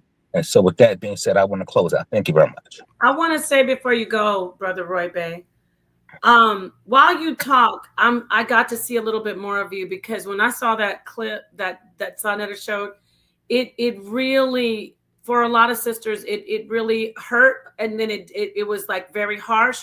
However, while you're talking and hearing more from you, it reminds me that most of the brothers who are very, very harsh love Black women. They love us, and it's, for me, it reminds me that it's just coming from a place of frustration. And so I'm so glad you came in, because Sonetta knows that video, I was like, I do not like him saying that stuff. But I don't know why Side did that. So I want to say, for most of the brothers that are harsh, we gotta keep doing these conversations. I get upset. A lot of stuff that's said, I get upset on these panels, but then I'm reminded, these are the men who actually love us. These are the men who have sisters, daughters, mothers, and wives who are just like us. So thank you so much. I want to add that. Thank you, brother, for being here. All right, Dots, please give us your. Thank you, Napah. And correction is sometimes needed, right? Sometimes it's like we want to hear the stuff that sounds good, right? But it may not be what we need to hear. And so, but no, it was a good conversation. Thank you guys. Great panel, great conversation. I felt like, I know we can talk about like all the reasons why there are issues or problems in our relationships, and we can talk about statistics and have conversations like these, and it's entertaining and it's fun. But I think, like, in terms of action and maybe seeing a change, that can only really be done, I think, when a person starts to work on their family tree, like how they say a root can't grow without a tree can't grow without its roots, kind of thing. So I think that when we talk about the healing aspect of things, right? Like really taking the time to kind of figure yourself out. Like, yo, why am I attracting these types of individuals who want to do harm to me? What is it about me that is even attracted to that person to want to come into my space and do that?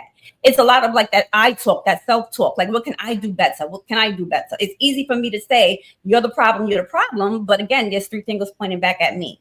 So, and the last I would say is I want the same for you that I would want for me and my sons, right? And so it was a good conversation. Thank y'all for having me. I enjoyed it. And y'all need me here. Thank you so much, Dots and Sister Freedom from Unscrambled Minds. Yes, you're doing something soon, you said. Yes, we're going to have a panel as well, that we can just, because this is a very important subject. People need to be taught that we don't need a leader. We just need love. Thank you so much, Sister Freedom. So hey, let me respond to that before War Child come in here. Sister Freedom, you keep saying that we don't need a leader. Hold on, let me finish. You do need a leader, Sister Freedom. You do need a leader. And when I say Sister Freedom, I'm talking about the women, the sisters. Sisters, you do need a leader. There's always a head in every relationship in every other nationality. How come when it comes to the Black woman, she just don't want to submit to the king, to the man? So you do need a leader. There's a leader in the white community. with the white man and the white woman. There's a leader with the Chinese man and the Chinese woman, and the Chinese man is the head. There's a leader in the Arab community, in the Arab world, and the Arab man is the head. But when it comes to the black woman, you don't need a leader. Yes, you do. Sometimes the woman can take the position and lead. You know, like when we leave the goddamn house and the kids is there, you take that leading role position because you got to now discipline the children. But when that man comes home, you pass that, like I agree with Dots, you pass that leadership back over to the man. Do you see? Why? Because you respect him. You respect your man. That's why. You do. When shit get rough, I guarantee you'll run behind his ass. You ain't gonna jump in front of him. You're gonna run behind him to protect him. You hear somebody in the house coming down the stairs. You're gonna wake his ass up. Baby, I hear somebody downstairs. You're not gonna run down there, right? So therefore, you do need a leader, man. We are the leaders, man, in our household.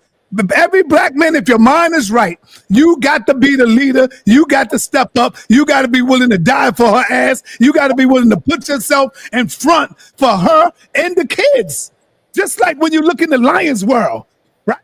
The lion's world, the lion kingdom. See, the lioness knows who the goddamn leader is. They know who the king is. When that lion leave and go roam around the globe and make sure his terrain is good, he's passing the leadership off now to the lioness. But when his ass come home, they fall right into play, goddammit. So stop. We don't need a leader, Sister Freedom. You all need a leader. Okay, are you done? Because all done. that sounds like a record to me. It sounds like a to me, but what I'm saying to you, and I'm gonna go ahead and clap for you because everybody else that's that wants that ego or that you just patted them and made them feel like, oh, I'm a leader. Let me tell you something, Sai. It's not. Let me put you on the big screen. However you want to say, we're going to respect you for your position. You do not have to say that.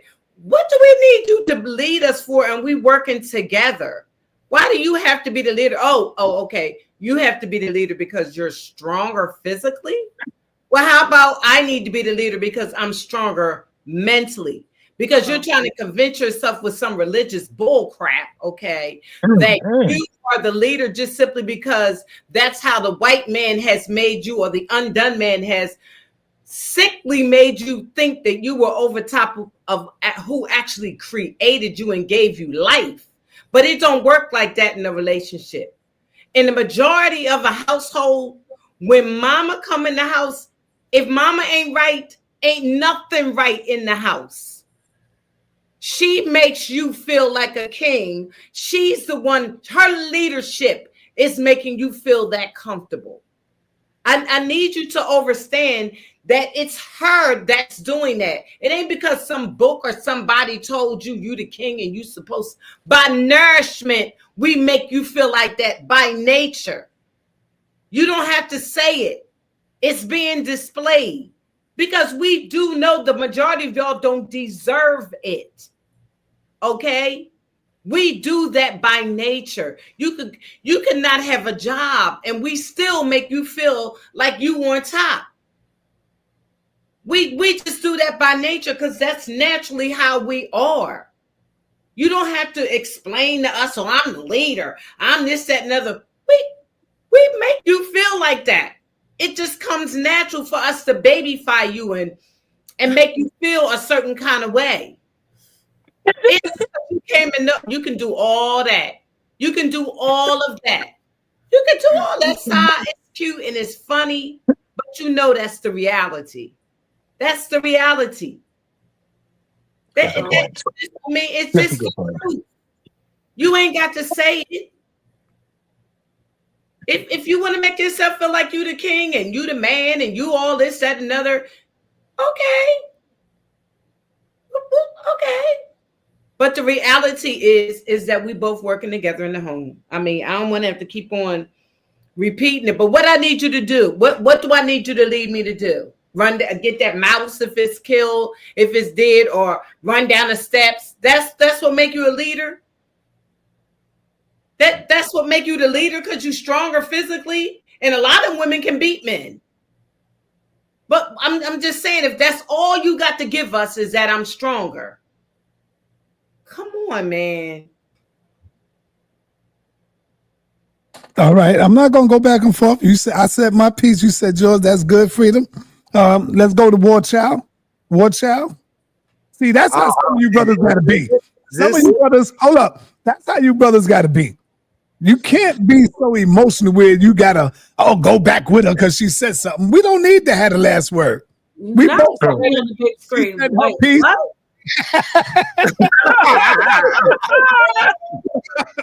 She said her piece. I said my piece. Sister Freedom said her piece. I give her the last word because sometimes we can't argue, we can't beat them in our arguments sometimes. So Yo, stop, man. That's right. This. That's right. I'm flipping this. Oh yeah.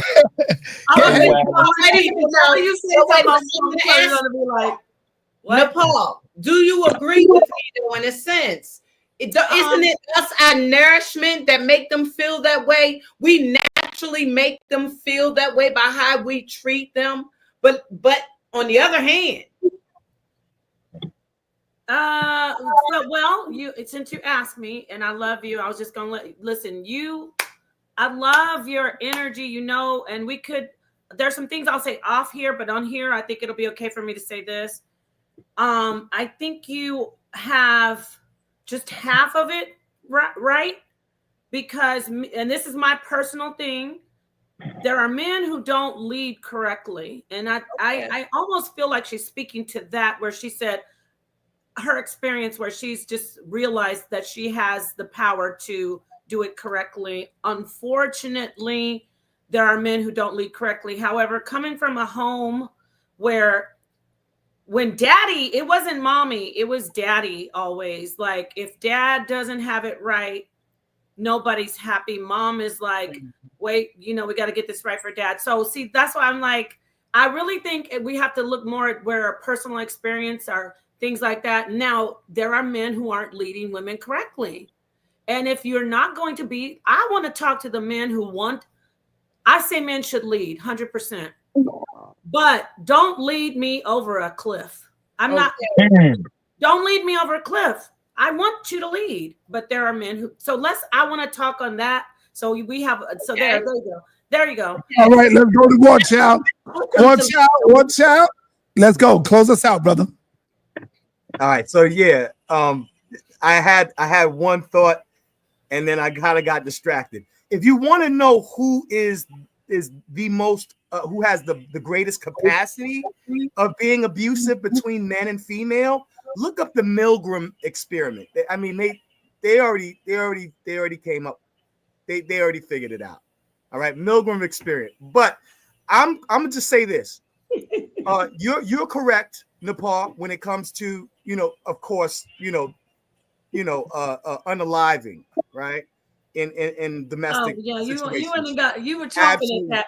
Look Absolutely. at him, head musher coming in here. Okay, go ahead. So but absolutely. Wait, Zion, I'm sorry. I know I'm cutting you off, but I do want to say this about freedom, though. But I back freedom 100% when we talk about the root of the family. When a woman, this is me, when a woman submits to the right man and he leads her correctly, he lets her, I said he lets her have the power. Let me take let out of there, because I know let was a weird thing. She, in the family, has the power to be the mother and the root and the nurturer, and everybody, nothing can go right when it's a right balance. So I kind of shouldn't have said that, because now that's a whole different lane and 3 more hours. But I do believe the mother is the root, but father is the leader, and you have to, if he's doing it right, you have to, he has the final word, and wait till your father gets home. That's how I used to hear it. Don't make me, I say that to my children to this day, even though I'm remarried and they're older and I'm divorced, their dad lives somewhere else. I say, oh, you're not doing it? Let me call your dad. They get right. They get straightened right out. So That's it. Okay, I'm sorry, Zana. I cut you off because really, Zana, I don't want you to start bringing any debate smoke. But go ahead, Zana. So yeah. So check out that Milgram experiment. Okay, just for all of y'all. You know what I mean? Just to be objective about it.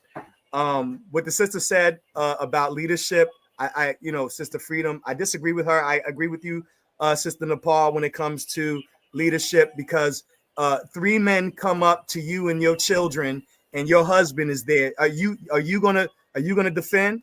Are you gonna be the one who jumps up to defend and fight 3 men, or are you gonna expect your man to lead, and make sure that you guys are safe? The person who walks first in the door, well, we open the door for you, but technically in most cultures, the man walks in the door first to make sure that it's safe. That's right. For his woman and his That's right. children. Okay. Right. So when it comes to say I'm not saying that women can't fix cars or do things or menial labor that most men can do, but there's an expectation. If the refrigerator falls down or you can't reach something, yeah, okay, all of those little menial things, those little menial things that men can do that women can do, that's neither here nor there, right? But there's certain things that you would expect your man to do where you have to literally put him in the leader seat. So this is why what Sister Napah was talking about in another video, was talking about how, in the Kemetic symbolism, the Aset, Isis, has the throne, right? Her leadership is not anywhere minimized. Her power or authority is not minimized by her making the throne for her man. I don't see why that there's an ego gap going on. Wait, where you said she made the throne. That's what I've spoken about. Yes. She She laid the foundation. She's the kingdom. But then she places him. Right. But then the power goes to disrespects him for his position. All right, close out, brother. Close out. Close out. The power is handed over to her son, and also that's also / husband. Right. Anyway. So all right. This is a great conversation. I want to say thank you. I love that. So real quick though, when it comes to, like, for instance, with the statistics on domestic violence, that the gaps are a little bit different. Whereas, you'd see different, with the unaliving and situation like that. So I do agree with you on that. But we do need to talk mental health. We need to talk more healthy relationships.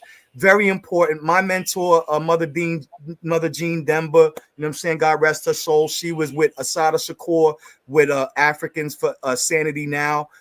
I want to do more support of her legacy. You know what I'm saying? Because she was one of the people who was like a master teacher to me. You know what I'm saying? With Africans for Sanity Now, I want to keep her legacy alive. You know what I'm saying? Thank you, brother. Work on that. Yeah. Okay, I want to say thank you for Sista.Dots. Thank you, Sister Freedom. Thank you, Misunderstood. Yes. Thank you, Sister Wize. And of course, thank you, Napah. All of y'all sisters did great. Thank you, Dots and Freedom, for coming on at such a short notice. I appreciate y'all. And for the brother, thank you, my brother Roy Bay. Always love, always showing support. Lord Abba, Brother Jabari, Tommy Sotomayor, and Captain Tazaryach. Did I forget anybody? Did I say everybody?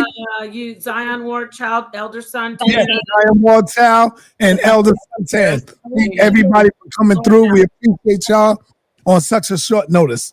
Paul came up with the idea that we need to do a panel like that. Tell the ladies this, and Robin knows, Sister Freedom knows. I've been asking him to do these kind of panels for what has it been? 3 years, Robin? Good job, Napah. Good job. Let me close out. So thank everybody, and we out of here, y'all. We out of here. Thank you, and yeah, y'all can find y'all way out. Bye. Hold up. Wait a minute. Something ain't right.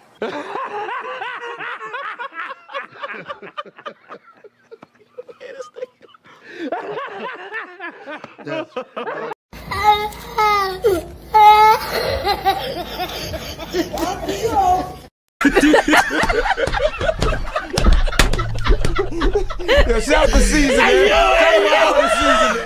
Come on now, dog. Come on, man. Peace and black power. We out of here, y'all. Peace, peace, peace, peace, peace to the darkest minds of the light.